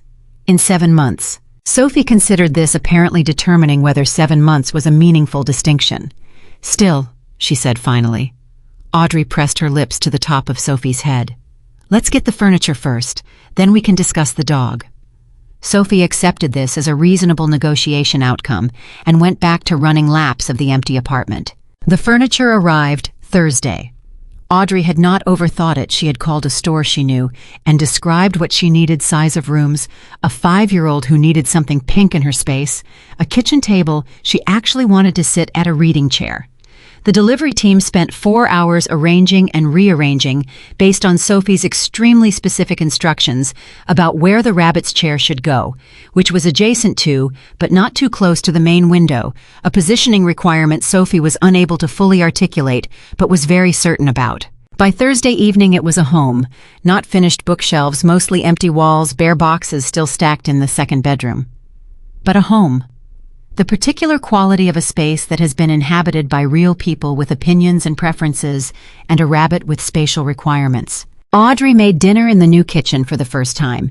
Nothing complicated: pasta tomato sauce from a jar, because she hadn't bought anything from scratch yet, bread from the bakery 2 blocks away. She and Sophie ate at the new kitchen table, and Sophie declared it officially the best dinner in the history of dinners, which Audrey knew was an overclaim, but accepted gratefully. After Sophie was in bed, Audrey sat at the kitchen table with a glass of wine and her laptop and worked through the board materials for the next morning. She was not nervous exactly. She was something more specific than nervous, the focused alertness of someone about to do something they have been preparing for in various ways for most of their adult life. Julian called at 9:30. "Ready for tomorrow?" he asked. "Yes," she said. Then, because it was Julian and she didn't have to perform, "I'm aware that ready doesn't mean it'll go perfectly." "Nothing goes perfectly," he said. "That's not what ready means. Ready means you know what you're doing and why you're doing it, and you can handle whatever shows up." "Then yes," she said. "Ready. Good." A pause. "How's the apartment?" "Sophie has designated a specific chair for the rabbit." "Of course she has." She could hear the warmth in his voice. "Get some sleep, Audrey."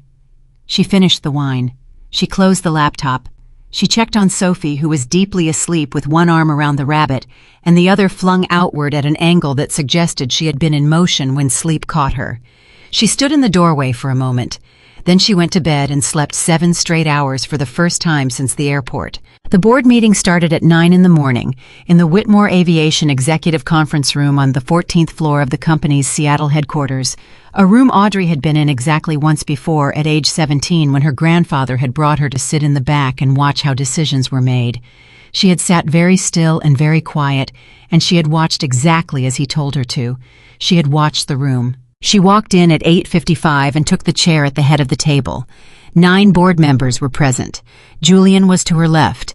Priya was at the side table with a communications setup. Carol Tran was seated 2 chairs down, notepad in front of her, expression composed and alert. The 3 members who had been maneuvering Audrey had called each of them individually earlier in the week, one brief factual conversation each during which she had made clear that she understood what had happened, that she was not interested in punitive action, and that the next 18 months would be the period during which she determined whether their presence on the board continued to serve the company's interests. She had said it pleasantly and without drama. All 3 had understood. They were here. They were quiet. They were paying attention in a way they likely hadn't in some time. The meeting began. Audrey ran it the way she ran everything, directly, without ceremony, with genuine interest in what people actually knew rather than what they thought she wanted to hear.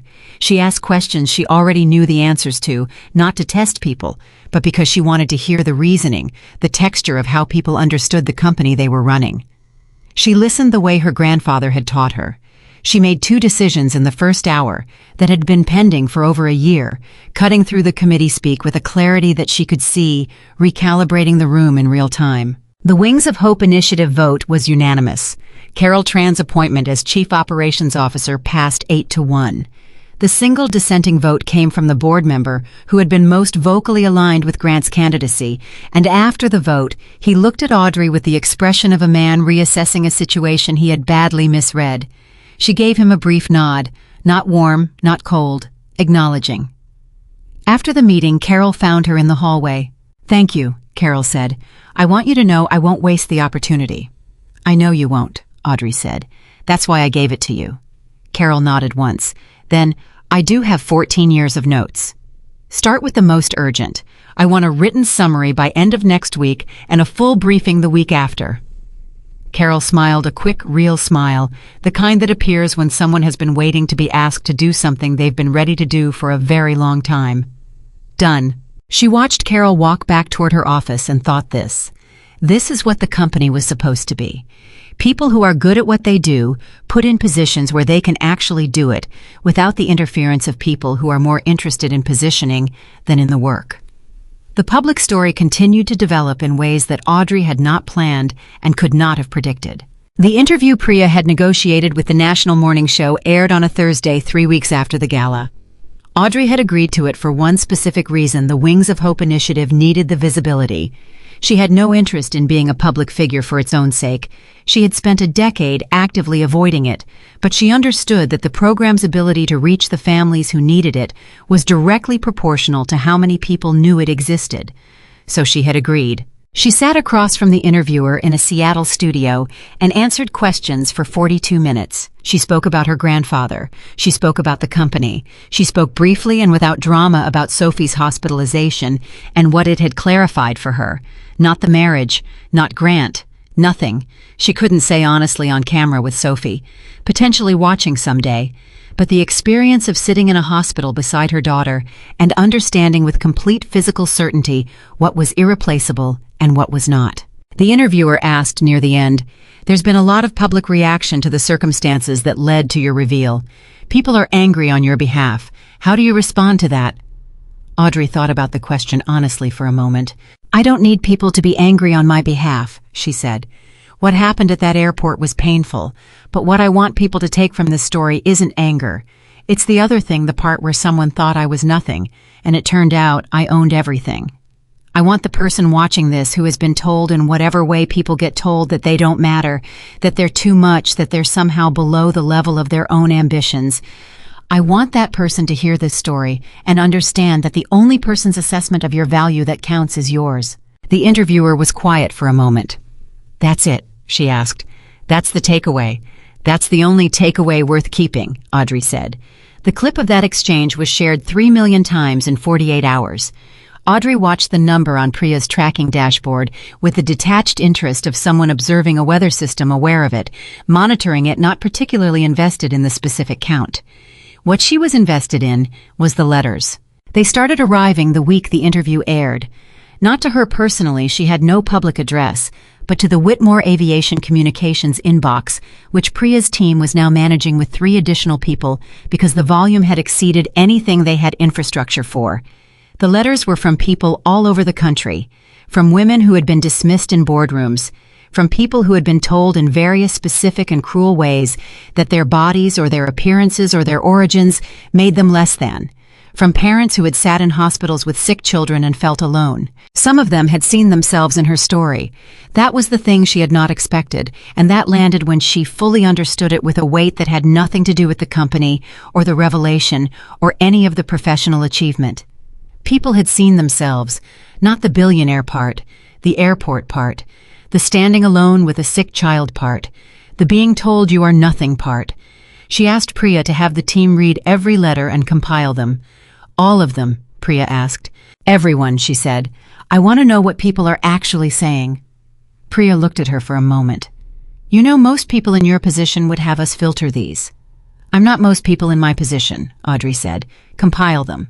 Grant called 6 weeks after the gala on a Sunday afternoon when Sophie was with him for the weekend. He had been taking Sophie every other weekend as the agreement specified, and Sophie had come back from the first weekend with a drawing she had made of the three of them, her Audrey and Grant stick figures with very elaborate hair, and had presented it with the matter-of-fact generosity of children who have been given enough love to share it freely. Audrey had put the drawing on the refrigerator. Grant's call on that Sunday was different from the previous ones. Different from the crisis calls immediately after the gala, different from the careful attorney-mediated communications of the divorce process. His voice was quieter, less polished. Sophie told me about the dog conversation, he said. Audrey almost smiled. She told you about the dog. She's been making a case for it all weekend. I just wanted you to know that from my perspective, if Sophie wants a dog, she should probably have a dog. We're getting the furniture settled first. That's reasonable. A pause. She showed me her room. She has a very specific vision for that room. She has a very specific vision for everything. Yeah. His voice shifted. Something real coming through the professional smoothness that had she noticed been wearing thinner over the past weeks. She's remarkable. I know I've said it before, but she's remarkable. She's so much like you. Audrey said nothing. I'm working with someone, he said. A therapist. I started 3 weeks ago. He paused. I'm not telling you that to get credit. I'm telling you because Sophie deserves a version of me that has actually looked at himself honestly, and because I owed you that information, I think. She considered that. I'm glad, she said, and meant it. Audrey, he hesitated. I know that what I said at the airport, I know there's no undoing it. I know I called you. He stopped. She could hear him collecting himself. I called you something that I have thought about every single day since the article came out, and the actual words were in print for everyone to read. And seeing it in print in someone else's words, what I actually said, he stopped again. I want you to know that I am genuinely ashamed. I believe you, she said. Is that enough? She thought about it. For Sophie's sake, yes, she said. It's enough to build from. Not everything gets rebuilt, but some things do. The silence was not uncomfortable. Take care of her this weekend, Audrey said. She wants to go to the dinosaur exhibit at the Natural History Museum. She has strong opinions about the Triceratops. She heard something in his voice that might have been the beginning of a real laugh. I've already heard the Triceratops argument. It's compelling. It really is. She ended the call. She sat at the kitchen table in the apartment that was slowly becoming more hers every week. Books on the shelves. Now a painting she had bought from a street market on the south end, Sophie's artwork, covering an entire section of the hallway wall, and she thought about Grant for exactly as long as it took to finish her coffee. Then she thought about the board meeting Monday, and the Wings of Hope launch event Wednesday, and the operational briefing with Carol scheduled for Thursday afternoon, and she opened her laptop. The Wings of Hope initiative launch happened on a Wednesday in November, 6 weeks after the gala. Audrey had chosen Seattle Children's Hospital as the venue deliberately not for the symbolism, though the symbolism was there and she was not naive about it, but because the doctors and nurses and staff at that hospital had taken care of Sophie when Sophie needed care, and they deserved to be part of this moment. Dr. Patterson was there. She found Audrey before the program began, and they stood to the side of the room out of the immediate traffic. How is she? Dr. Patterson asked. Completely fine, Audrey said, running laps of an empty apartment and arguing for a dog. Dr. Patterson smiled. Good, that's exactly what she should be doing. You said in the hospital that if we'd waited a few more hours. Yes, I've thought about that a lot, Audrey said. about what the difference between arriving and not arriving looks like in a hospital, what it means for a family. Dr. Patterson looked at her steadily. "That's why this matters," she said. "What you're building here, a child who needs urgent care shouldn't have transportation as a barrier. That's a solvable problem. You're solving it." The launch event was not a gala. It was not a ballroom and evening wear and champagne. It was a hospital conference room, and medical staff and parents who had, through the preliminary outreach, Priya had coordinated, already connected with the program. Some of them had children who were currently patients. Some had children who had been through treatment and were now healthy. One family had a daughter who had needed transport for a cardiac procedure 18 months ago and had faced 2 weeks of delay because of logistics and cost. That family sat in the front row. The father's name was Marcus. He was a construction worker from Spokane. His daughter was named Lily, and she was 7 years old, and she was sitting beside him in the front row, wearing a jacket covered in embroidered flowers, completely healthy, looking around the room with the bright, assessing curiosity of a child who finds most rooms interesting. Audrey spoke briefly. She talked about her grandfather's belief that an airline was not a business but a service, that its purpose was not to generate profit, but to move people toward what they needed. She talked about Sophie without melodrama, simply and factually a sick child, a morning that could have ended differently, and the question she had not been able to stop asking since she sat in that hospital room. What about the families who didn't have Robert in the town car? What about the child in Spokane or Billings or Boise whose parents couldn't get them to the specialist in time because the flight cost more than a month's rent? She looked at Marcus and Lily in the front row. She said, "This program exists because a little girl got sick at an airport and her mother had a choice. You can absorb the experience and move on, or you can turn it into something that means every family in that situation has an option they didn't have before." She paused. "My grandfather built this airline to move people toward what they needed. This is what that means now." The room was quiet in a different way than boardrooms were quiet. Not the quiet of people processing strategy, the quiet of people feeling something true. Marcus raised his hand. Audrey nodded at him. He stood. He was a big man, broad-shouldered, the kind of physical presence that made rooms aware of him when he moved. His voice when he spoke was careful, in the way of people who have something important to say and want to say it right. "My daughter," he stopped. He looked down at Lily, who looked up at him with the rabbit-eyed patience of a child who has watched her father try to say difficult things before and understands the process. He looked back up. "We almost didn't make it in time. 18 months ago. The procedure she needed was at a hospital 200 miles away, and we didn't have the money for the flights, and we were going to drive, and then there was a snowstorm, and there was a delay, and—" He stopped again. "The doctor told us afterward that if we'd arrived 4 hours later, Lily's outcome would have been different." He paused one more time. 4 hours. That's what transportation cost us. 4 hours. He sat down. Lily put her hand on his arm. Audrey stood at the podium and looked at them, and understood in this specific moment why everything had happened in exactly the order it had. Not as a comfort, not as a justification for any of the pain, but as the plain truth of how things connect, how one morning at an airport, one woman holding a sick child, one decision to finally stop being invisible had become through a chain of choices made in its wake, a program that would eventually remove 4-hour delays from the stories of families like Marcus and Lily. She was not going to make that connection out loud. It was too personal for a launch event and too large for a speech, but she held it. After the program, she found Lily near the refreshments table, examining a plate of cookies with the focused assessment of a connoisseur. "Hi," Audrey said. Lily looked up. "Hi. Which one are you going to pick?" Lily pointed at a large chocolate chip cookie with the certainty of someone who has done the necessary analysis. "That one." "Good choice." Lily picked it up, looked at Audrey. "Are you the airplane lady?" "I am." Lily considered this. "My dad says you're helping kids who need to go to the doctor but can't get there." "That's right."